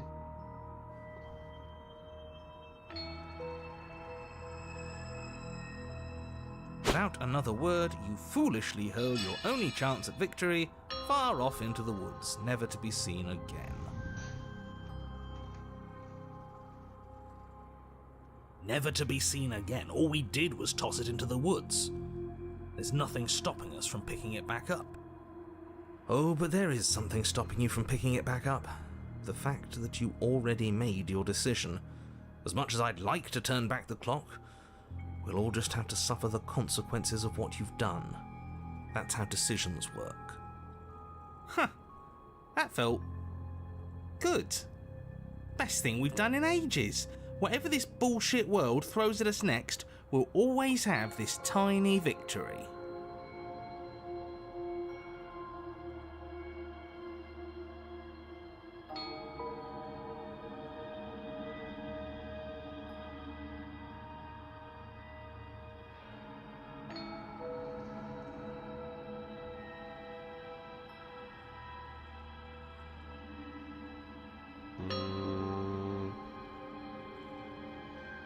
She... what? Why would she ever do more? I had. And you don't think, you know, don't you... Okay.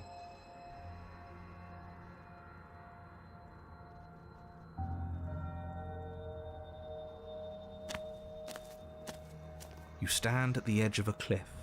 An abyss yawns beneath you, empty and endless. Great. A creaky old bridge and a bottomless ravine. Because getting to the cabin was too easy last time. I wonder what other sick jokes are waiting for us. Maybe that ravine doesn't even go anywhere. It'd be par for the course if we slipped and wound up falling forever. There's nothing to find out here. I'm going to pretend you didn't just call her that. Yes, yeah. Every surface of the cabin is draped in chains, the air filled with the mock birdsong of metallic clinks. Where there should be walls, you can see only endless ropes of metal, with hooks dangling from their ends. A fitting cage for a monster, There's nothing for you to do but step forward into the basement. You already foolishly threw away your weapon, but still, your objective awaits. Oh, not the damn mirror again. I hate the mirror. It gets us nowhere. The mirror? What mirror? There is no mirror. Why would I lie about... I'm sure whoever put it there for a reason. I'm not going to waste time arguing with you. Just get to the basement, okay? The door's... And, I guess there's nowhere for us to go but forward. Approach the mirror. You step out onto the floor. Or what should have been a floor. Should have been? Yes, unfortunately. You realise too late that there is no floor beneath the metal. There is only a loose web of chains suspended over some unseen space. And now my body An cannot unseen space that you are now stab rapidly her. plummeting I mean, through. I still have claws though. Oh, now this is just absolute bullshit. Can't it? You're too emotional. It makes us sloppy. Are we supposed to focus on details while we're falling into a bottomless pit? Don't be ridiculous. It obviously has a bottom. Your fall is suddenly, painfully halted right. as rusty chains pull taut against your skin, their hooks digging into your muscle. That's really painful. You find yourself suspended in what appears to be a vast, dark space. The glinting of yet more chains merely hinting at its full dimensions. You dangle a few feet off the bare concrete floor. If the princess lives here, slaying her would probably be doing her a favor. As your eyes adjust to your new surroundings, you make out a figure standing in the gloom, obscured in shadow. She watches you with the stillness of the grave. Easy now. We don't know what sort of situation we're dealing with. We should let her make the first move. Let observation give us an advantage.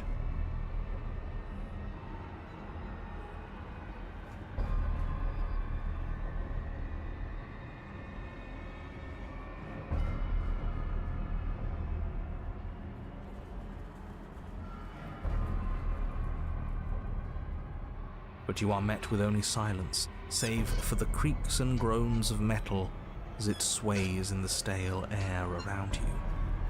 The hooks slowly shift in your skin, the pain coming in waves as you continue to dangle helplessly.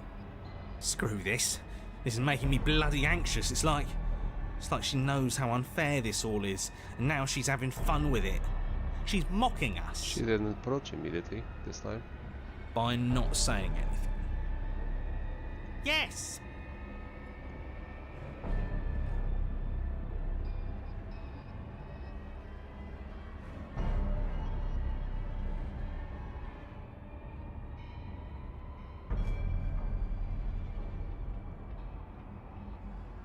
I'm talking to her. The princess takes a slow step. She didn't like that.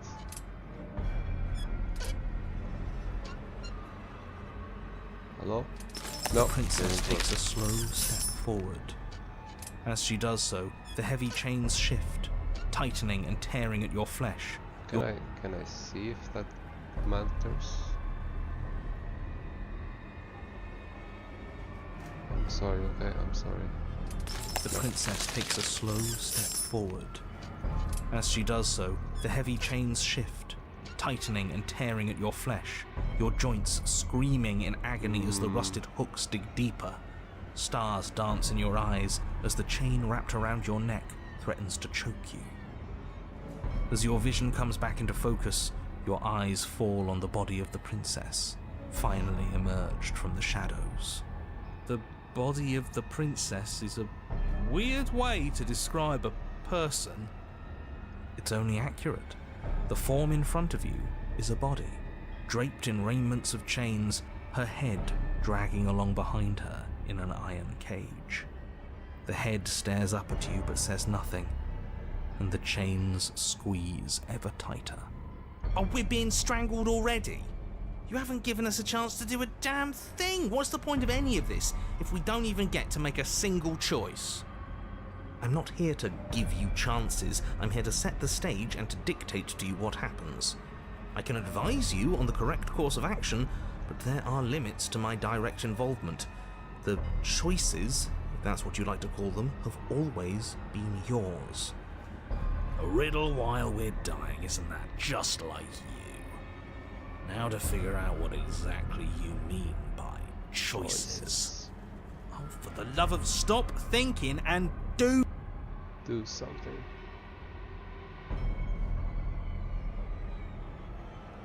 What makes you think I have a problem with you? Because I'm a head in a cage? Don't be silly. That's what I've always been. It's not like you're any different. The body takes another step towards you, the chains around you tightening, the hooks boring deeper into your flesh. They constrict. I don't think she's happy you're here. But what do I know? I'm just a set of eyes and ears. I don't make choices. At least not any that matter. Oh, well, isn't that just convenient? It makes sense to me.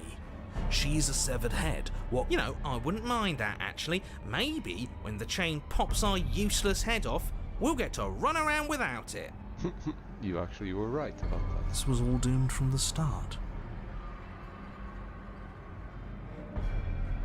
I gave you the weapon twice. And when the time comes, you'll give it to me again. And then she'll do something horrible with it. I wonder what it'll be this time.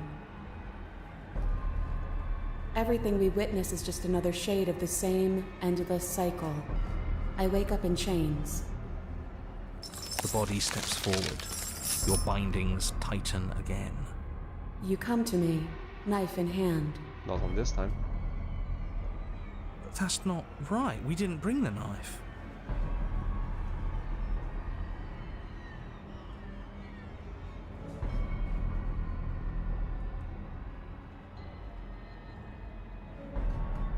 There's no grand scheme plan as long as plan involved any of the players who may arrange this time I shall talk to you unharmed.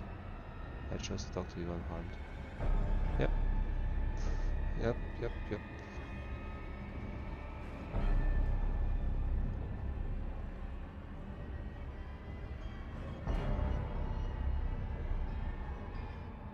How did she phrase it? That you came to me knife in hand. Is that right? I bring you the knife? Or do you think it is?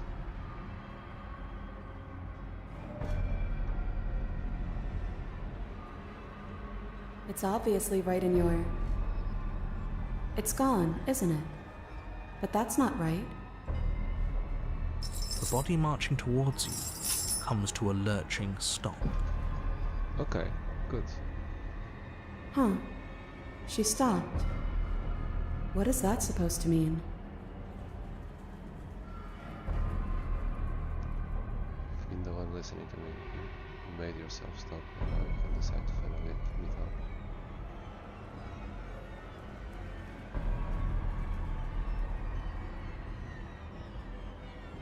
Yes, we need to cooperate.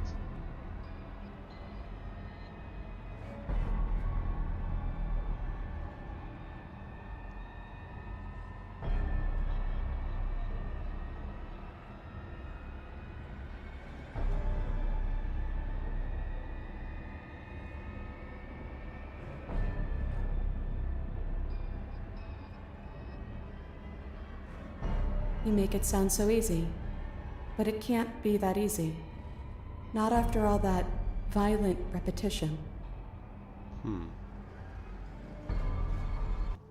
Oh. It can be easy. Suddenly, the chains loosen, the hooks sliding from your skin. You come crashing to the floor, and as the chains rain down around you, her body falls too. The room settles into comforting silence. No more rattling of chains, no more slow, deliberate footsteps from the princess's body, only the soft click of the latch as it opens the door of the cage.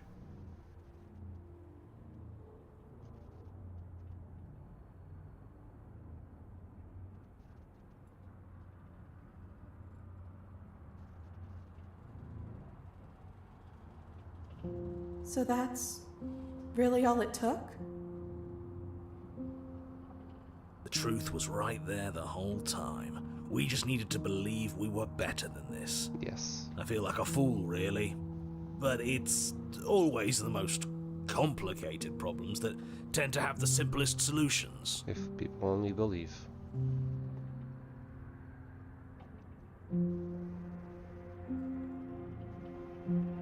Let go That of is the chains. absolutely not how this works. It should be. Looks like we've seen through your lies at last, Mr. the Narrator. If that even is your real name. Of course it isn't. Oh, shut up. We got lucky. And you especially got lucky. Both of you talk too much. Give her a chance to say what she wants to say. I'm sick of treating this like some puzzle or bullshit game. I want you to take me out of this place. That's all I've ever wanted. The princess's body doesn't stand, instead holding the cage aloft, beckoning you to come near. If you take her out of there, if you carry her to freedom, it's the end of the entire world. You know that, right? Fine by me. This world is bullshit anyways. The rest of us will find one that's better. Besides, we already made our choice, all the way back in the woods. Nothing you can do about it now. Good, I like this. I suppose not. You know, I think a part of me always knew this was doomed from the start. I'm narrating on borrowed time, aren't I? Hey, it's the first time he's acting defeated. But even if I'm doomed to go, I might as well make sure you have a proper ending. Go on then. Seriously? Narrator? You cautiously approach the kneeling body and extend your hand, bruised and bleeding from the trials that brought you to this point. And then you take her from her prison. She's smiling. She looks up at you, and for the first time since you laid eyes on her, she smiles warmly. I have no idea how we're supposed to leave. But the body points, and you follow its finger to a lone chain dangling from the doorway that sits far, far above you. Are we supposed to climb up while holding her? I'll pull us out of here, if you just hold on. I'm game. I'm game. So am I. Yes. Then get on with it. You wrap your hand in the chain, holding tight as it starts to move and holding the princess close to you. Together, you rise out of the pit. Okay. I'm sorry if I made this harder than it had to be. I like this. This is less neutral and more connected. So this is the third most connected. You glance back towards the princess's body, Never doing its that. part as it hoists you up. It grows smaller and smaller, slowly disappearing back into the shadows of the basement. The body accepting to be left behind, that's also sad, to be honest. No, that's not right. There shouldn't be an if. I'm sorry. I made this harder than it had to be. Maybe she has a point, in a way. Our bodies don't matter. We're almost there. I can smell the night air. That bit of light feels like it's mocking us. At any moment, she could just drop the whole thing and send us crashing down. I do like because of the connection I'm having with her. We came to understanding. There's no hate. There's appreciation. Okay. Save me.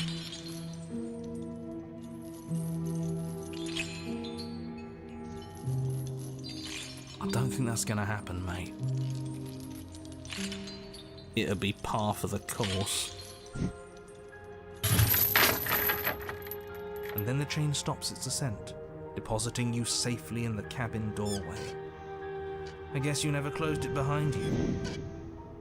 Well, there's only one thing left for you to do. I mean, she's looking at me the same way she was looking the other time when I ended up kissing her. You guys convinced me. Well, you did convince me for it.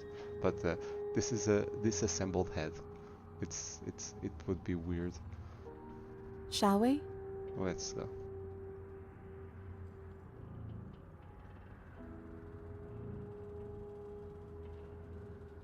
All of this talk about free will, and I feel I'm locking to this outcome. I am not locking to this outcome. I want this outcome. I want us to be in a good place. Even if it is a twisted situation, but emotionally in a good place. That's going to our freedoms. And so you step into a world ended by your hand. What a travesty. Goodbye. It's been. And he's gone. The narrator was actually... What's the word?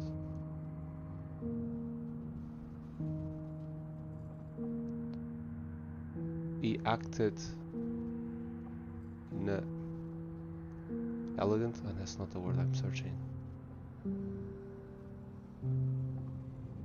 He acted in a respectable manner, accepting the defeat, and he was adult about it. It was not. He was, yeah, respectful. Awful? Is he still there? I think he's gone.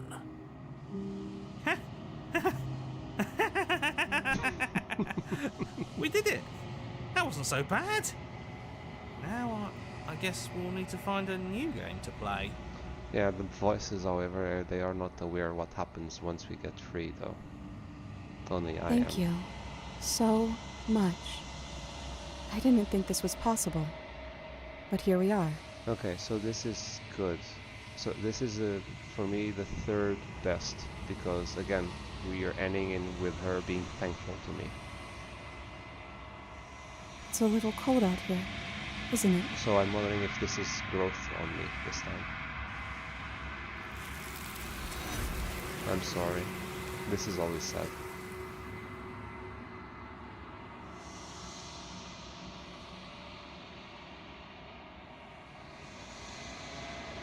She's gone.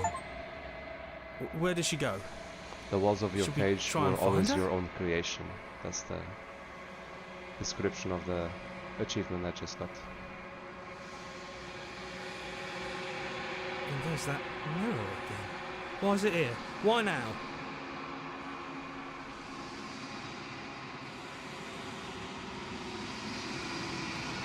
But it feels so bad. Like looking into it right now is going to be the end of everything. You're right. Part of me wants the truth, but something stronger is holding me back. Fear. It's going to do something to us. I can feel it.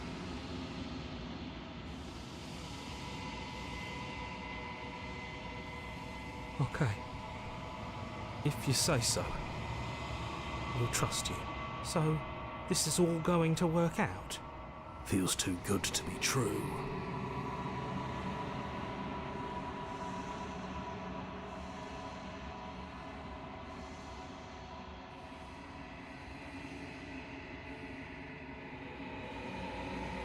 Yeah, unraveled.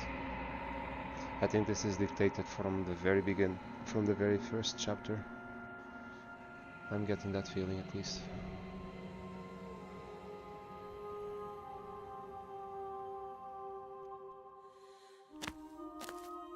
So I lost track though. Is this, according to this save, the fourth or the fifth time?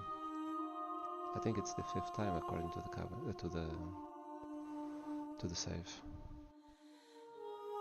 Approach. There's a world beyond the endless walls of the long quiet. We're supposed to be there.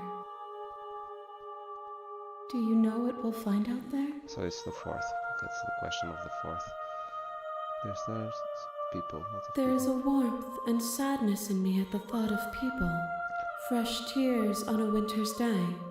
They are not like us. They do not last. What are the thoughts of this vessel? I hope it's different than the last check. This one is a locked door to which you held the key. She will make for an open heart if you let her. Yes, I like that answer. I like that answer. Do not mourn her. She is no longer bound.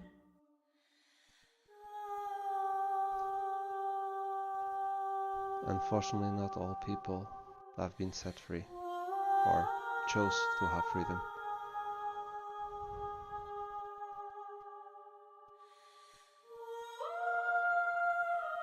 They accepted their fate that was given to them. Some people are like that.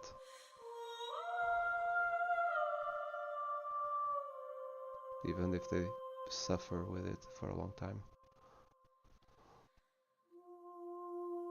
Do you think anything is real out there? Do you think that we are real? Do you know what's going to happen when you awaken? I mean, we are real. If we can think, we are real.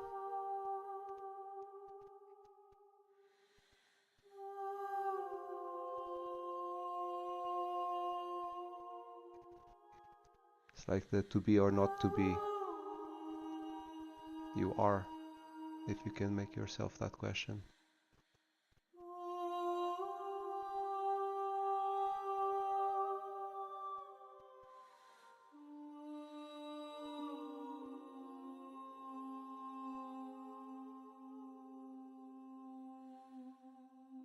How many? One. Yeah, okay. Okay. So I think I'm going to move forward then. Yes, I'm ready to go back. And The next time I see you, each of us will finally know what we are. Yes. I will be here, waiting for you. Okay. I can accept this one. I didn't expect that. Bring the cage to her. Okay. So I think it's late. You're on a path in the woods, and at the end of that path is a cabin. And in the basement of that cabin is a princess.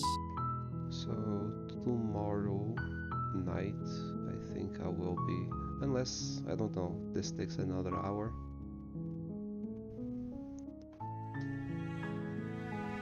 I'll let you choose. Do you want me to go now for it, or do you want to continue tomorrow?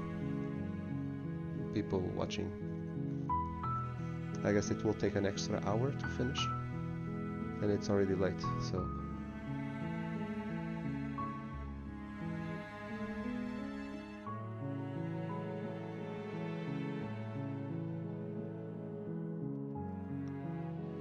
Yeah, exactly. Also late in here. So it's save time. Page 6. Very well. 1:15. So thank you very much for your company. Thank you for your interaction, and yeah, this is a wonderful game at the perfect time. So I guess I'll speak tomorrow. I'll start at around, let's say, 10 o'clock in the evening of Central European time, so like Amsterdam, Berlin, and so on. And yeah, I'll make a schedule on my phone to make sure I don't start any earlier than that, to give time for people to show up. Okay, well, then yeah, thank you for watching. For the people that are watching that wish to watch it tomorrow as well and get the notification, then you can use the subscribe for that. I appreciate. And yeah, until then, I wish you good night. White Horse, over and out.